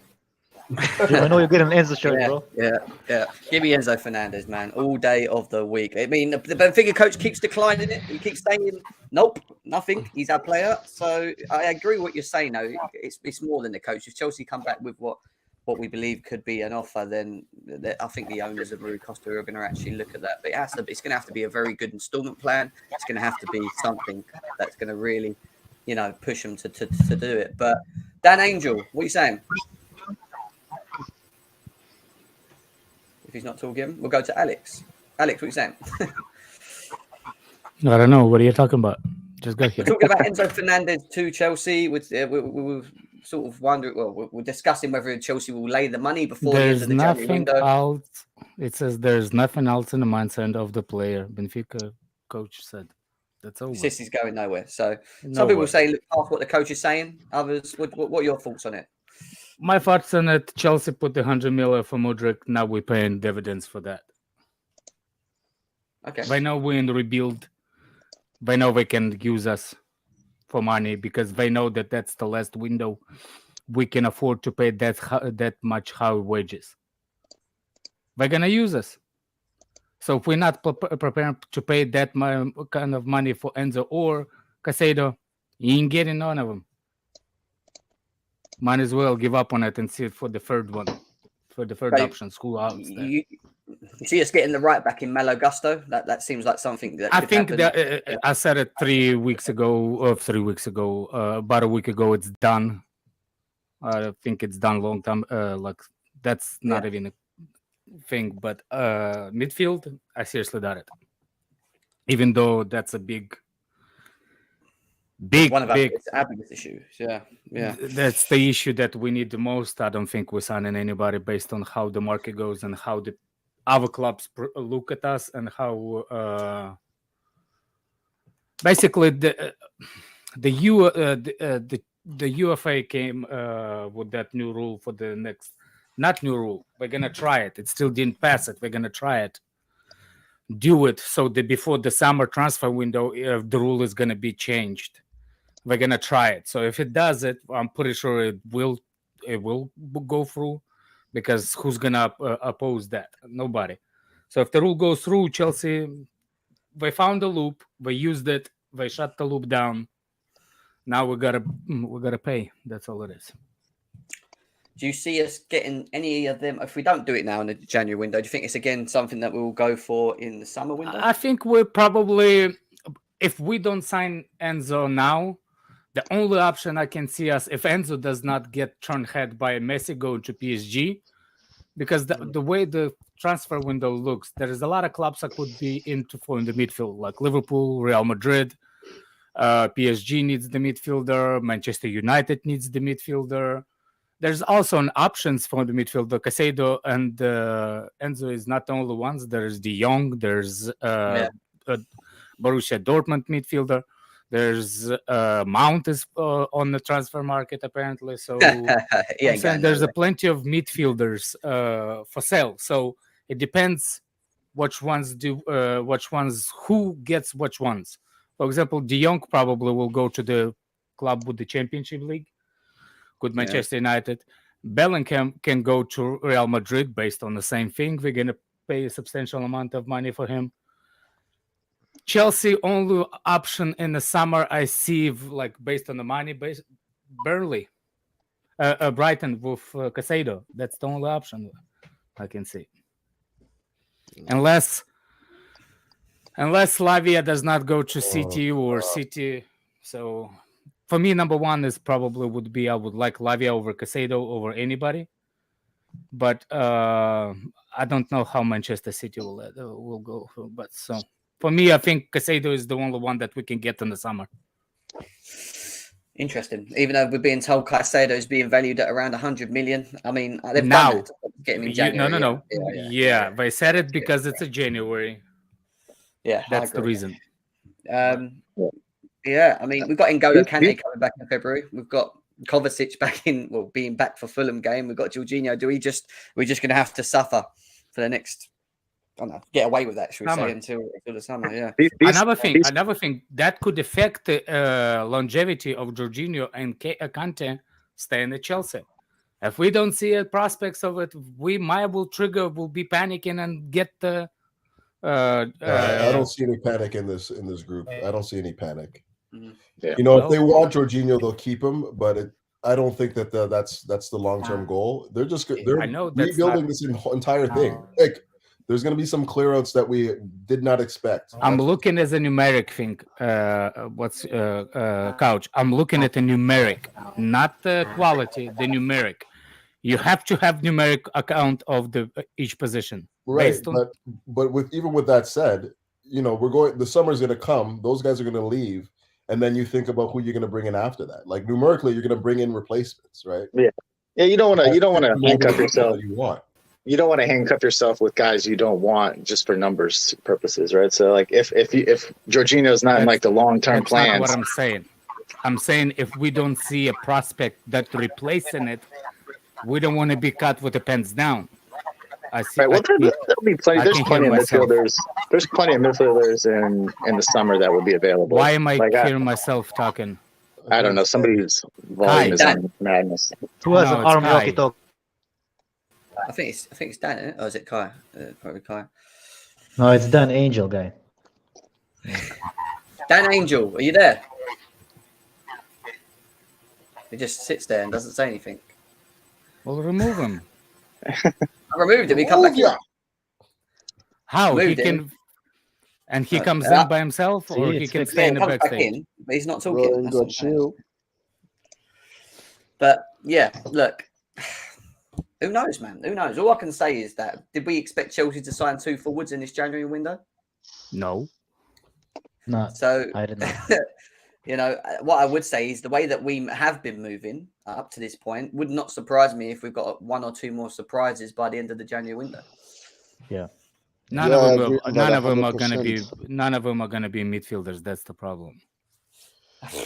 But then they're talking about the potential if we don't get Caicedo and Enzo that we might look at a loan move. Alvarez is coming. From who? Alvarez is coming, bro. Alvarez is coming from Ajax. That's going to be a freaking mid. I don't want 3rd and 4th choices, though. I want our priorities. I don't want us to keep going and doing as a cut. We're like, exactly, man. Fabrizio Romano said, be prepared that in the last 2 days of this transfer market, if Chelsea don't get Enzo or Caicedo, that they will look to get a loan move for a midfielder. Just bear that in mind. That's what we've been told. So, Zakaria's injured, right? Like, anyone know how long he's out? Who's that? Zakaria. Oh, yeah, that's another. I don't know. It's going to be like for some weeks, so give him until late February, I think. Yeah, probably closer to the end of February, maybe. The season finishes in June this time, right? Because of the World Cup. It's not until the end of May. Talking about Fabrizio Romano, got something on him from Malo Gusto via YouTube. Has a full agreement on personal terms with Chelsea and his long-term contract. And it's a long-term contract. He wants Chelsea. Important days and hours ahead. Negotiations still ongoing, but Leon holds some hope of keeping him until the season ends. So we're going to sign him to loan him back to him, potentially. No. I don't see the point of that. Really? Yeah, I don't think there's a logic in that. I mean, I think they're looking forward. They're not only looking for this season, right? Like they're looking for the next. Yeah, but the thing is, we need a right backup because I don't think we can catch up with Trevor Chalobah playing as a right back. That's my view on that. Yeah, but I think Reece is back. Yeah, that's why they're thinking that way. No, this guy is gonna be Chelsea player. I promise you. Yeah, but Alex, I get that. But even if he doesn't come in the winter, the club are counting on Reece because he's already back. He's coming in the winter. This guy? Yeah, this guy. Hopefully. But even if he didn't, we're talking if I he have didn't. my sources. I have brown envelopes. This guy has sources, sources. He ain't chill. Johnny Minerals is your sources, bro. He ain't messing around, mate. Mayo or ketchup? What sauce have we got here? What's going on? What's up with that shit sauces, man? Is that the maybe only barbecue, options in the right? world? The barbecue, bro. Get me There's some no of that barbecue. brown, mate. Garlic mayo? I'm a mayo guy, so anything mayo, I'm alright. I can tell. You should not be brag about it. Honey mustard. Well, bro. now I'd like to Go ask on. something for you personally. If you think that Personally, Chelsea, damn. if Is you it a personal think question? Chelsea don't end up with Enzo or like either Caicedo because both of the clubs are kind of bitchy and they don't want to sell them to us, who do you think we should go for? Like for a plan B? I think those are plan Bs. One of them is plan A, one of them plan B. They go for Can plan you C. read the ABDs?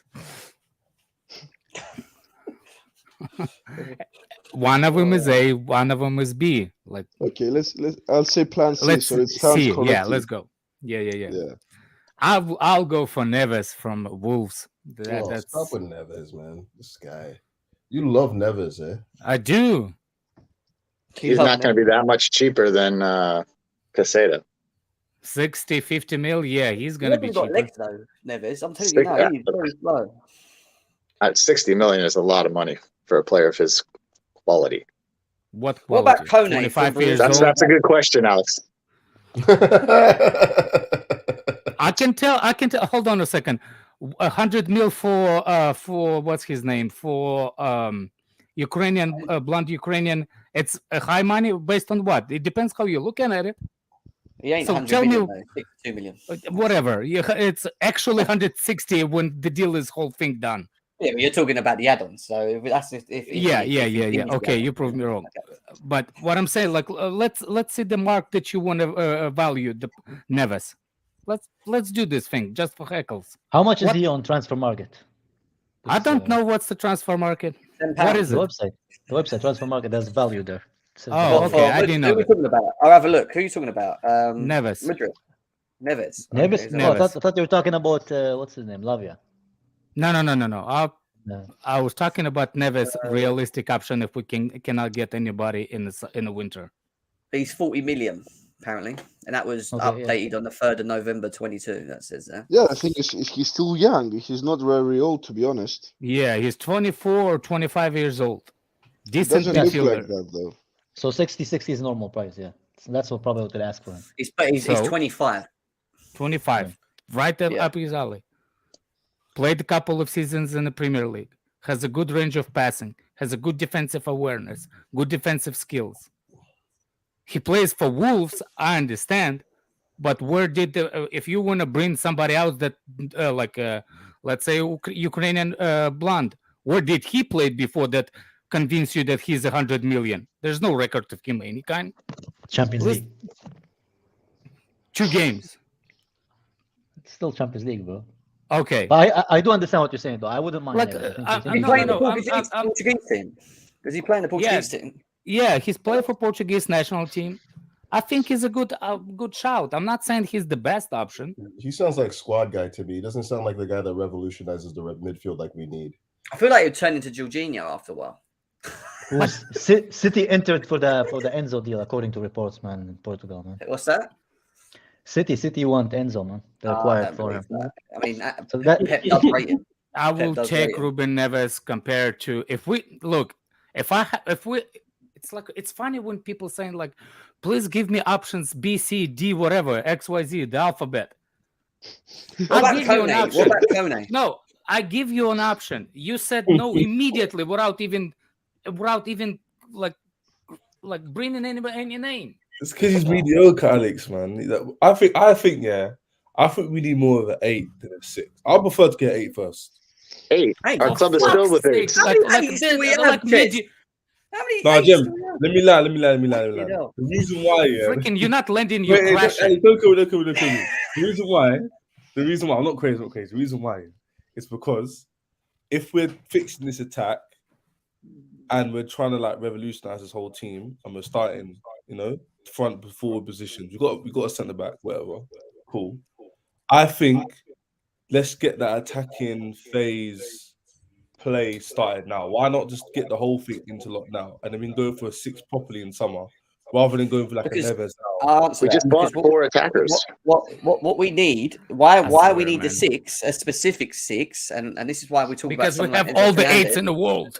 Yeah, not We just don't. that, We but don't, we though. also need someone that We creates from the don't. deep Okay, line. okay. Yes, But you already Alex, gave up don't on. you dare mention Mount as an 8. Cheers, Don't cheers, you dare. cheers. Yeah, but you no, told me. I'm not even gonna mention. mention Mensa Mount as 8 because There you go. that's not the Mason Mount thing. mentions himself as an 8. What do you mean? Jim, We need remember we we need were the at the 6 that can terrace create from the deep line. and, That's what I was and gonna Chelsea say. was settled Kai, with Mount as the don't best spit, 8 in the don't world, spit bro. lies on my name. Don't spit lies on my name. Don't Jim, do weren't you with us at the terrace? And he said Mount should be played as an 8. He shouldn't be played as a 10.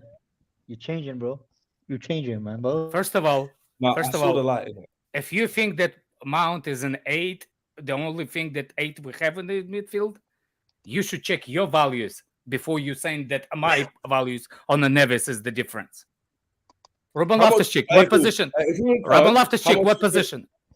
Alex, how He's an much did 8. you pay for He's Neves? an 8. How much did you pay for Neves? If you had the money, how much would you 40, actually well, pay? he's 40 million. If I had on the money, market, I though. will pay 40 million? $3 for $3 for him. I will pay $3. You would pay 40 M's for Neves. I'd rather splash an extra 30 on someone else. It's actually No, Who? I'm saying in market value, Ches. For 30, you will get the blonde Mount. I That's feel how like much you're gonna I feel get like paid. Wolves. I feel like Wolves have quoted Neves at 60 to other teams. I feel like I've read Yeah, that. before. 50 60 for Man million. United. For Man Oh United. my god.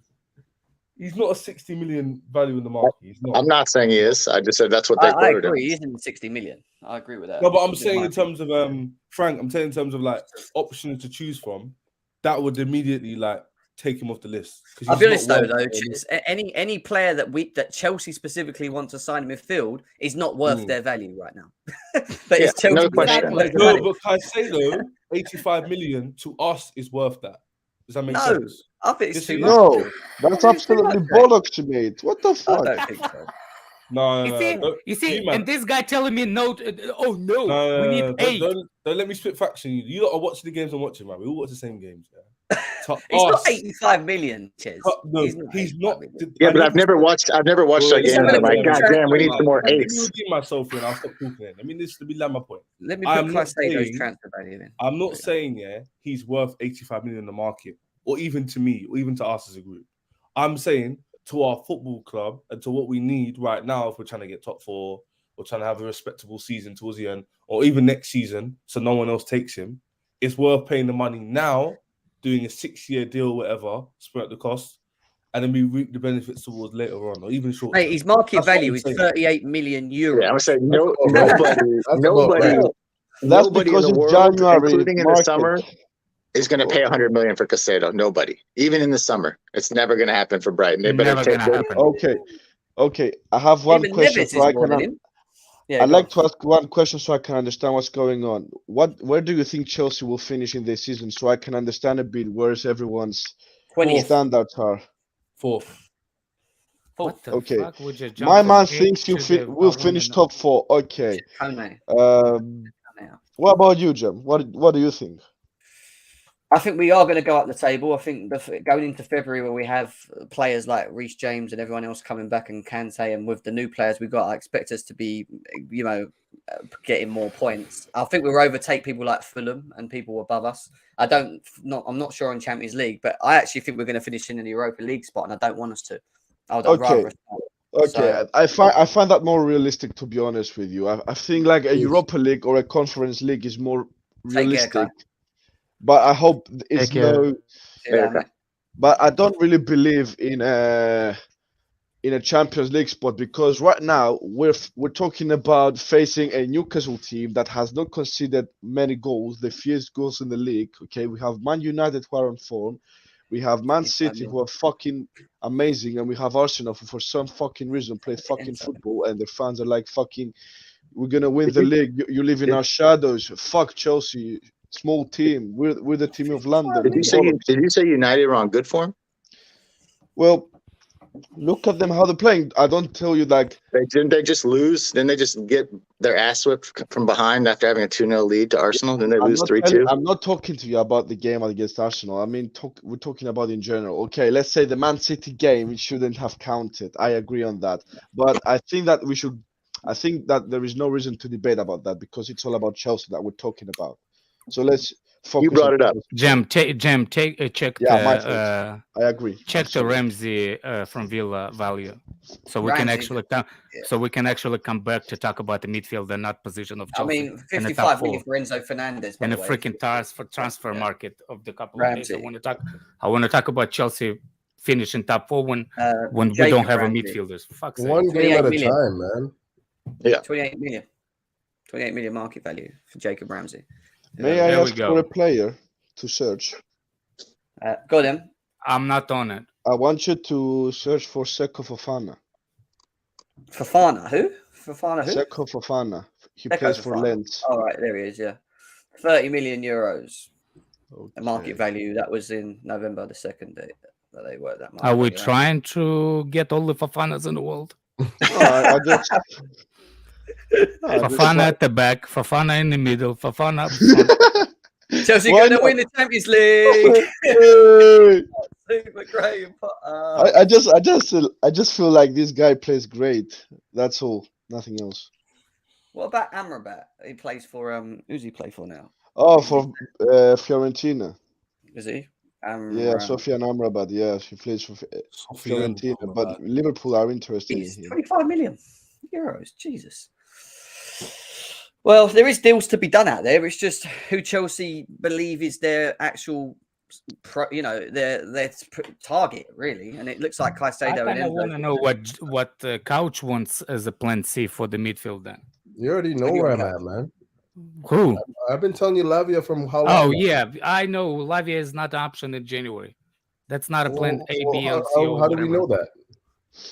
Should be Mendy Because he's underrated. City owns them pretty much. They don't own him, man. What they have is the option to buy him back, right? They have the first right of No. refusal. If you go in and say, here's 50 million to Southampton right now, they have to go to City. Yeah.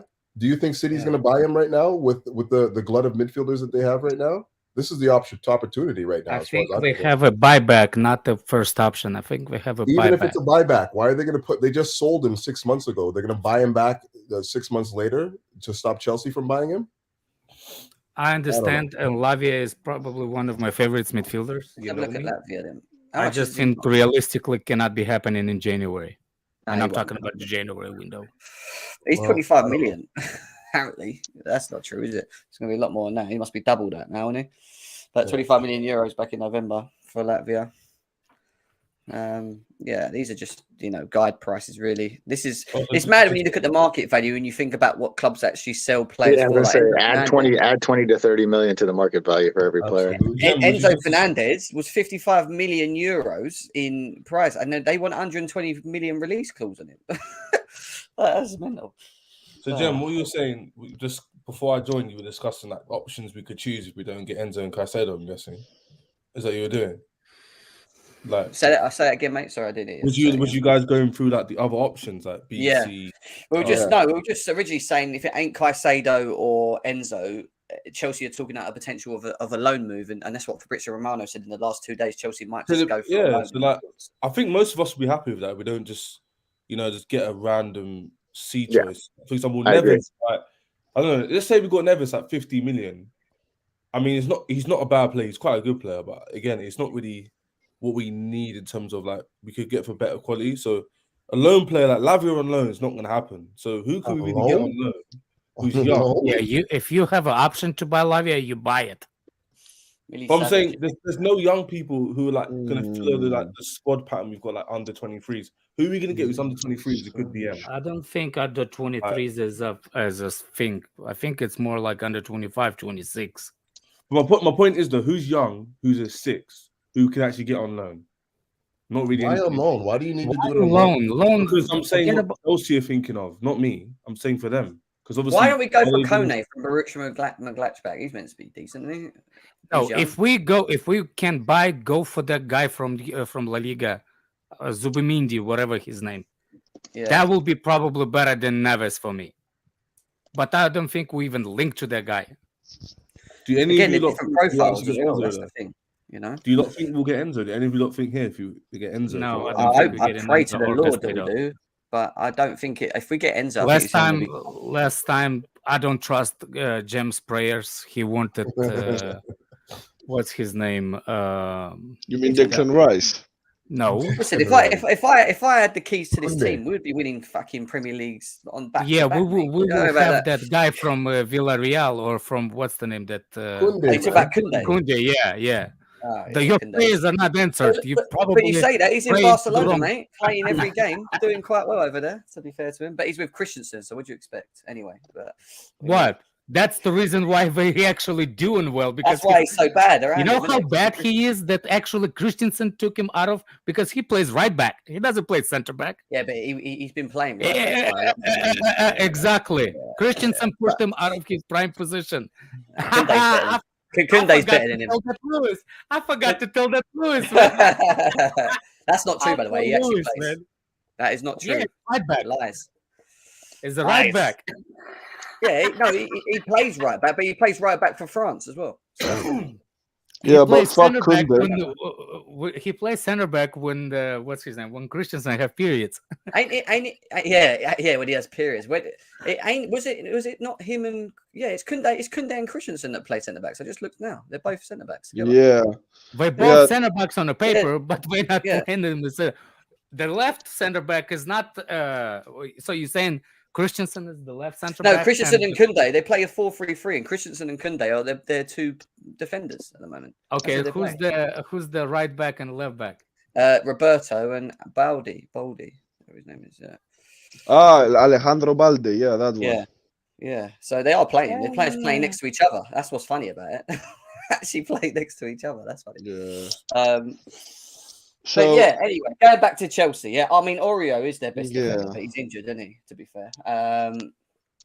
Yeah. Look, going back to Chelsea, whether or not we get one signing, two signings, God knows, no signings, at least we addressed the forward line, right? At least we brought in two players that are hopefully going to make us look better going forward. We're hoping so anyway. But it all depends on the midfield, to be honest. The midfield is an essential part of the game that makes a team good, to be honest. Yeah, it's true. What But would you we give this just have to window suffer with if it closes right now? We get nobody else. What would you rate the window? If I 8 out of 10. see, I'll I give would it say like it's a bit lower.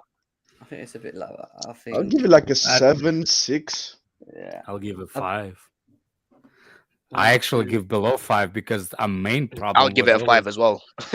Based I on agree the with you, Alex. right Listen, back. you guys, I know there's an issue with our midfield, but this team has scored 22 goals this season. So I would say the attack is a real issue. I'd say A real 6.5. issue. 6.5. And then if we got you can say 6, right? You if have to I'm be in the middle. 0.5. I like being in the middle.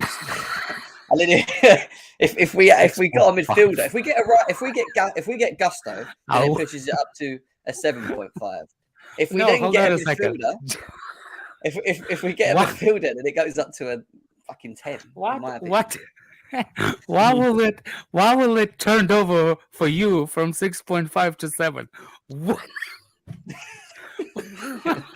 What would have done in this transfer market to change your mind from 6.5 to 7?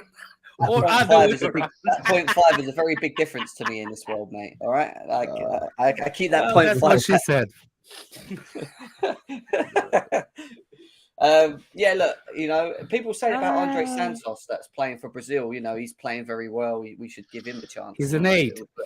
He's an 8. Yeah, I don't Yeah. see him playing 6. Oh yeah, Blue Guy said that we have a shortage on 8. So. No, Blue guy no, I said quality shortage, not shortage in players. Loftus-Cheek he's barely players, doesn't count. Mount Okay, hold on a second. Is the Santos is better 8 than Ruben Loftus-Cheek? Santos is a 6, by the way. Oh, is it? I was about to correct you as well. He's not an 8, but anyway, Oh, okay. He don't look like a frame of a 6. I've seen him a lot more forward, isn't it? I think he's quite tall. I think he's like Yeah, I mean, He's Enzo is big. tiny He's as hell. What are you big. talking about? No, Enzo's not as Santos tiny as is- Santos. What are you talking about? I don't know about that. Enzo, I would have you Enzo look is that smaller up. For than me. Santos. No, Definitely. he's living 8. Santos guy is tall and big. I thought he? Santos was like No, nearly I 6 foot. think yeah, Santos is a bit higher than in height. Let me have a look. Comparison. to Yeah, I Enzo. thought Santos was like 5'11". No, Santos is like 179. So that Enzo would be like Fernandez 5'8", 5'9". is 1.78 meters. Enzo Fernandez. So actually, they're a bit Enzo, similar. yeah. I have, just like- think Santos looks like the shoulders wide and stuff. I don't know. Yeah. Santos is 1.78 as well. I think they're the Oh, is same. he? Yeah. Oh, I thought he was 2 inches taller. My bad. No. But yeah, we don't have a lot of good. Yeah, he's still 18 years old, to be fair. Alex, you know what it is? I You know what it don't. is, Alex, yeah? My No, I point don't. is what Frank said earlier is spot on. Like I thought as we've well. struggled to score goals now for a long time and create chances and score goals. And even on the Lampard, we created those chances, we couldn't get finishes. Even on the Lampard days. So my thing is, I'd rather sort out the attack. Then not neglect the defense, but like sort that out maybe in summer, get quality DM. My thing is this attack needs to change. We have not seen a competent attacker in a very long time. A very, very long time. And we Oh haven't seen my a God. consistent- When did we see quality midfielder? No, but you could say it. You could say quality midfielders, but the problem is we won a Champions League and we still didn't score a lot of goals. So my point is that we've neglected the midfield for well too long, Ches. No, but Like, Jem, since the point is, 2018, we've my done point is nothing this, with it, yeah, mate. It's not good I enough. just don't my have point is energy. this. I'm not saying don't touch the midfield. Like don't be clouded by what I'm saying. Like don't be like narrow-minded. Like he's saying don't. Yeah, but you're kind of Yeah, saying, you no, just- we you just get just- through with it. You What just I'm want saying to is, though, keep what I'm postponing. saying You is- just want to keep postponing and postponing and postponing. That's No, I what wanna we get said. quality. I No, wanna get no, quality no. players. Yeah, I know Chesney, what can I you ask you a question? With our current Yes, players in that the we've got right summer- now, Chesney, with our current midfielders, you name our strongest midfield. Because we play free midfield, right? You name our strongest Fit midfield. players, who or we've unfit got. players. No, Fit. as in everyone fit. Everyone fit. Everyone fit. I'll be honest and say Kante obviously 6. I'll play. You see, play I'm done. 4-3-3. Kante's not a 6. I Kante's can't- not a 6. Bye, I'm Carry done on. talking Name to the this strongest midfield, bro. Go on. I'd play Kante as a 6. Anyway, But Kante's not a 4-3-3. 6. I'll probably play Kovacic as the 8, even though we got form recently. And I'd probably play. I just played 2 6s, Kante and Kovacic. Like, I don't get what the problem is. Yeah, maybe them together double pivot. And I'll Yeah. play like a 10. Like, someone who could play that 10 one, be Felix and Cam, maybe. But How about we've needed an upgrade on Kante in over a season now. Kante is not the same player that he was. I don't know if he's been carrying an injury, but we need an upgrade on him anyway.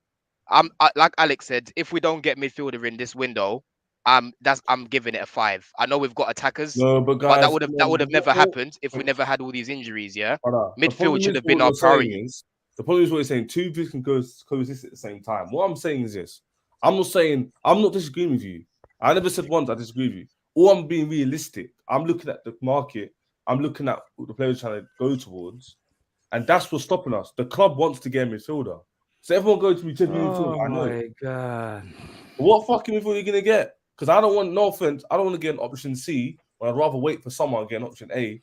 And yes, maybe Caicedo. Who we gonna hold on a second? Who we gonna get an option B A for the as a forward? Alex, for example, simple business, Caicedo and Summer will be statistically financially cheaper. Enough with that. You said you wanna. You hold on. You said you wanna get the quality offense.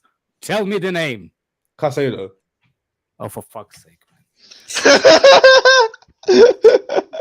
Oh my god. No, Do you think we're gonna get Caicedo and Enzo in the summer? Because I reckon we'll probably just no, not Why? both. You said you don't want midfielder. And when did I say that? No, You just you said said you wanna I look past it want to this- say to you, lot, I don't want a midfielder. I said No, but you said you look past it in the January market, right? I said That's I what would you're rather saying. get an 8 than a 6, and you lot were saying, "Why do you want an 8 for? We got loads of 8s." And I was like, "No, we don't. I'd rather get an 8 because I believe our attack is more of an issue than our defenses. When we're winning, So you Champions hold on a Leagues- second.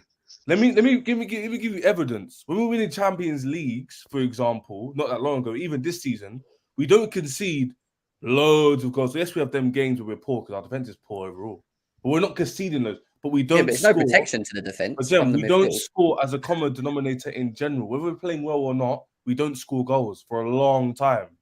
Yeah. for a long So time. you say why is that? He's And why not is that? wrong. Because Let's be we real get here. Like, dominated in Jimenez is midfield. right now Look, we're fourth in goals conceded in the Premier League. He's not Yeah, wrong. that's true. Yeah, That's but what I'm that's saying. but it's yeah, he's that not doesn't he's make not wrong with what that's- he's saying. But look, when I look at it, Jem, yeah, and I look at the season overall, right, and I'm looking at it and I'm reviewing the season in terms of the games that we've played so far, right. The only game I can look at and say we'd actually dominated the midfield was the game against Spurs when we should have won that game when fucking what's his name and what's the ref's name, Anthony Taylor didn't give that penalty to Cucurella when he got Don, his let me head. bring you Yeah. back. That's You know why the I think only that? game I can remember where I can say, But cool, Don- Chelsea dominated the midfield. Every other game, bro, we've been dominated. Yeah. I can't actually remember any other game where we haven't been dominating see, midfield. This is Oh, hey, where Alex, can you this jump is in? This is the hold problem. on, no, Can no, you no, jump no. in? I This is want a to have a big good point on problem. that. This is Alex, where I got one sec. confused. Based on Don's point, yeah. Sorry, Alex, I'm not going to cut you off again, but I have to go on that point. So I agree with you, Don. Yeah. Guess what? Guess who had the chance to finish off the game before that happened, though? Based you tell on me. what I understood from Havertz. this Remember that guy. chance Hold Havertz on a missed, second. and if Hold he'd on a scored that, it was 3-1, right? Yeah, yeah. So let's say the exact same thing happens, and we do concede that was it a penalty or whatever last minute chance they scored. We still win the game. So the point is you can't neglect the midfield, and you can't say, "Oh, it's not midfield." So I'm not going to sit here and go, "Oh, it's the midfield see, is fine." But okay, what I'm saying is, attack is the best form of defense. Also the midfield, and our midfield has been poor for a long is time. Caicedo is attacker or midfielder? I don't think you got my point there. I understand your point now when you point. That's what I'm saying. The the problem is when you said you need attacker. I understood attacker, not midfielder. I said 8, not a 6. That's what I said. 8s can do both. That's why I think it's important. Because 8s can carry the ball and transition the ball, which we need, i.e. to create chances to our 10. And therefore, Do you know what? When Kante comes back, if we play, let's say, a double pivot of maybe Kante and you put Cover there, playing at 6 row, and maybe you put Felix in front of them, I get what you're saying. Like, you are going to see an improvement in midfield in comparison to what we've been seeing the past few weeks with Gallagher, Mount, these sort of guys. I know Zakaria's come in and stepped in, he's done well, but again, he's injured. We're not sure how he's going to come back from that injury. So yeah, with the players coming back, they're definitely improvement in terms of what we've been seeing the past few weeks. But at the same time, an upgrade has been needed on Kante for a while. Kante, that season when we lost to Real Madrid, if you look at the games, both the games, look, I'm not going to say we lost the game because of him, but he was really sloppy in that game. And he's had performances like that. Against Spurs, he was good. But again, sorry, Alex, let me just finish what I'm saying, bro. Yeah, with like I said, with Kante, we need an upgrade on him. I know everyone's getting happy, like he's coming back, but again, we need upgrades on these guys. So, Ches, I get what you're saying in terms of our attack's been dire. I agree with you 100%. You're not wrong in saying that. But we need at least one midfielder this window just to upgrade things a little bit, refresh it a bit, and hopefully get another one in the summer. If we don't get at least one midfielder, whether that's Caicedo or Enzo, then for me, it's been I'll probably at most give it a 6. You know what we're doing right now? What Chelsea fans online don't do. We're using 2 points that make sense, and we're collaborating, and it makes sense overall. What we're saying. What I'm saying is, 8 and a 6 is ideal. We all want 8 and a 6. No, we can't get both. I don't think Alex, you understand. Alex, there is no. There is no. Because you think it isn't a no. Have you seen our team play football? We don't transition the ball from defense. It's the first time I saw it. I'm just against brand new Liverpool. Chelsea fan. Against Liverpool, for example, man. Then we all watched Liverpool game because all real Chelsea fans. Yeah, if we had someone like an Enzo, for example, who can carry that ball, unlike Gallagher, we score at least 1 goal. Am I lying? Yes. We had no one to carry the ball. When Ziyech's getting the ball in the halfway line, he has to create a long ball pass. He ain't got no pace. I don't even think that game needs carrying. Like exactly, you didn't need that. They were compacting the midfield. For me, it was just like trying to hit them on the transition. And Ziyech, I thought somebody who can actually pass the ball.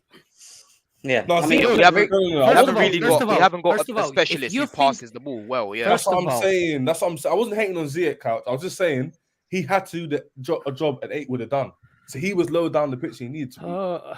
I don't think you even know how Chelsea looking to play or how Chelsea wants to play.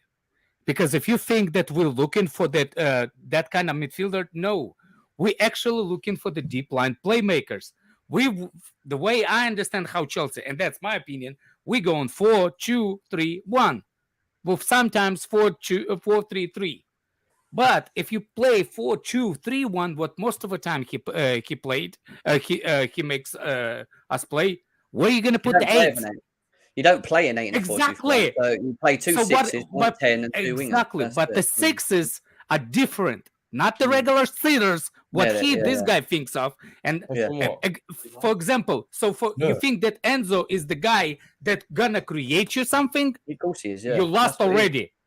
He's No, he is. really good. What I'm saying, what we need, Enzo, it's not because how good he's going forward. It's how good he can actually be aware of defensive skills. No, That's but why we need Alex, I agree. No, but Say, you Alex, no, very- very no, tough you now create. you're gonna be quiet and let me finish talking. can you not be, no, Then Alex, can you not know be what? both? Bye, you bye. not You do can both? talk. Can You you not do freaking both? want. Bye. Fucking idiot. Just chill, Listen, man. Enzo Fernandez is a creator from the deep line. And when you play him in the 6, he will do that. He equally can do the defensive displays as well, and he has got the physical presence. So he kind of has a bit of everything for me. But part of the main reasons why I want him is because of how quick he moves the ball forward, and that doesn't have to be an 8 thing. He can play an 8. He has done for Benfica, and he can do that. You can see him go forward, inside the box, outside the box, take shots, create, make them intricate passes in between the defense that we need when we're trying to break down low blocks. That's what Enzo Fernandez is. And then next to Enzo Fernandez, you do need to have maybe someone that's a little bit more defensively switched on, that maybe More of a counter player. can break up the play and intercept. Sorry, Jim. I was going to say, I'm going to basically comment. The hardest thing to get in football right now for me is an all-arounder midfielder, a guy that can kind of give you a bit of everything. A guy that can make those passes, a guy can break up play, a guy that can dictate tempo. There's just not a lot of guys like that. But that's can do that, and he can do Chelsea that. need. This is why Jem always talks about Enzo, because Enzo gives you a bit of everything. Everything that he does in terms of him as a midfielder overall, he can defend, he can pass, he can link up, he's not slow. He's got the eye for a pass, what we need. Got the eye for the pass. He's young. He's what, 22? How is he? Yeah, 22, right? 21? He's a young guy. Yeah. He fits that profile. So for me, I'm not gonna get too carried away with the Enzo thing. But again, why are we gonna go back in for Enzo if we're not gonna pay the money that they're looking for? I know that reports are coming out about the release clause, but realistically, do you think Bowley's gonna go back in and put it out there that we're going back in? Let's not underestimate what these owners can do, because they just I just don't want a situation where we're up against God knows who in the summer. Again, with United being taken over, they could come in for Enzo and things could change. This market, is come with surprises so far. I just don't want a situation where we end up losing out to Enzo, because with that one, the way Arsenal fans are hurt with Mudryk, I'm going to be hurt if Enzo ends up elsewhere, especially in the Premier League.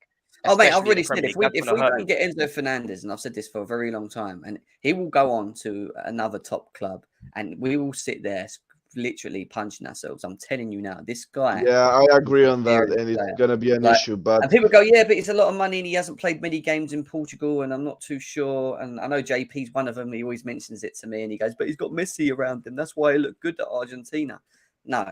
Have you seen this guy playing for Benfica in the Champions League and what he's done in the last couple of games and how good he is in that Benfica team? In a team, equally, that isn't, as when you think about it on paper, as good as Chelsea as well. On top of that, like, the guy has just got so much ability. And he's got room to improve. I'm not saying he's like the complete article, but what he possesses, there is not many people in world football that can do what he does. And that's what I keep telling people. Him, Frankie de Jong, they're the same for me in many ways. They're that type of player that we need in the team from a creative, a deep line creative area that's going to help us transition a lot quicker, allow us to move forward with confidence, because we know when we give it to that player, we're going to get it back. So we're going to make them runs. We're going to get behind. That's what you need. We don't have that. Every time we give the ball to midfield, we're all half hesitant. We run to the ball. Rather than running the other way, we just want to go to the ball because we're not sure if we're going to get it otherwise.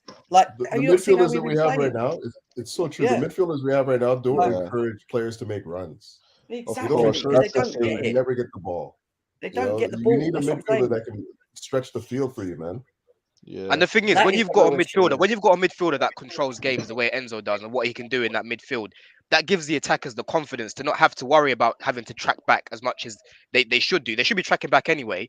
But if you know you've got a midfielder that's gonna, protect and also control the game from that middle, you just know, right, I need to find the pockets, I need to find the Exactly. spaces in attack. You're You're gonna see a lot more confident, Roman. a Yeah, lot you're more confident, confidence. Whereas with the midfielders we've got now, it's like, oh, I'm gonna have to track back and help this guy because he's gonna lose the ball or he's gonna give a sloppy pass. When you've got that quality, it definitely improves the team overall as well as the attack. We're gonna see a lot more goals than what we're seeing now. Of course, That's why we I need that. said about Of course. yeah. If we don't sign a midfielder, I'm happy with the attackers that we've got, but I'm giving it a 5, man. If we don't sign at least one midfielder, and I'm not talking about anyone on loan. Yeah, but do I you mean know one what? of the top though? targets. Yeah, but the thing with this, Don, and I agree, like the whole midfield thing, and I get it, but like they obviously have their priorities, and it sounds like it's these two. You know what I mean? And if they're not going to sign anyone else because they want these two, and they end up not doing it, and then and then I hope in the summer we try and get it done, or we try and do an Nkunku type deal where we tie down Enzo going up to the summer, so that that we kind of keep him. Or the club Benfica looking at looking around the corners at other bids and whatever, then fine. But I'm stuck in between because I want us to kind of pay the money, even though I think it's a lot of money. At the same time, I think about what he possesses. I'm talking about Enzo more than Caicedo here at the moment. I think about what he would bring to this team in the long run and how much it was like, in my opinion, will solve a lot of what's going on. We still need another one. I don't think he's just enough. Yeah, of still. course, 100%. But like I kind of think like, yeah, do it. But then the flip side of it, I look at it from the money standpoint and why they may not do it, and I'm like, maybe they just can't.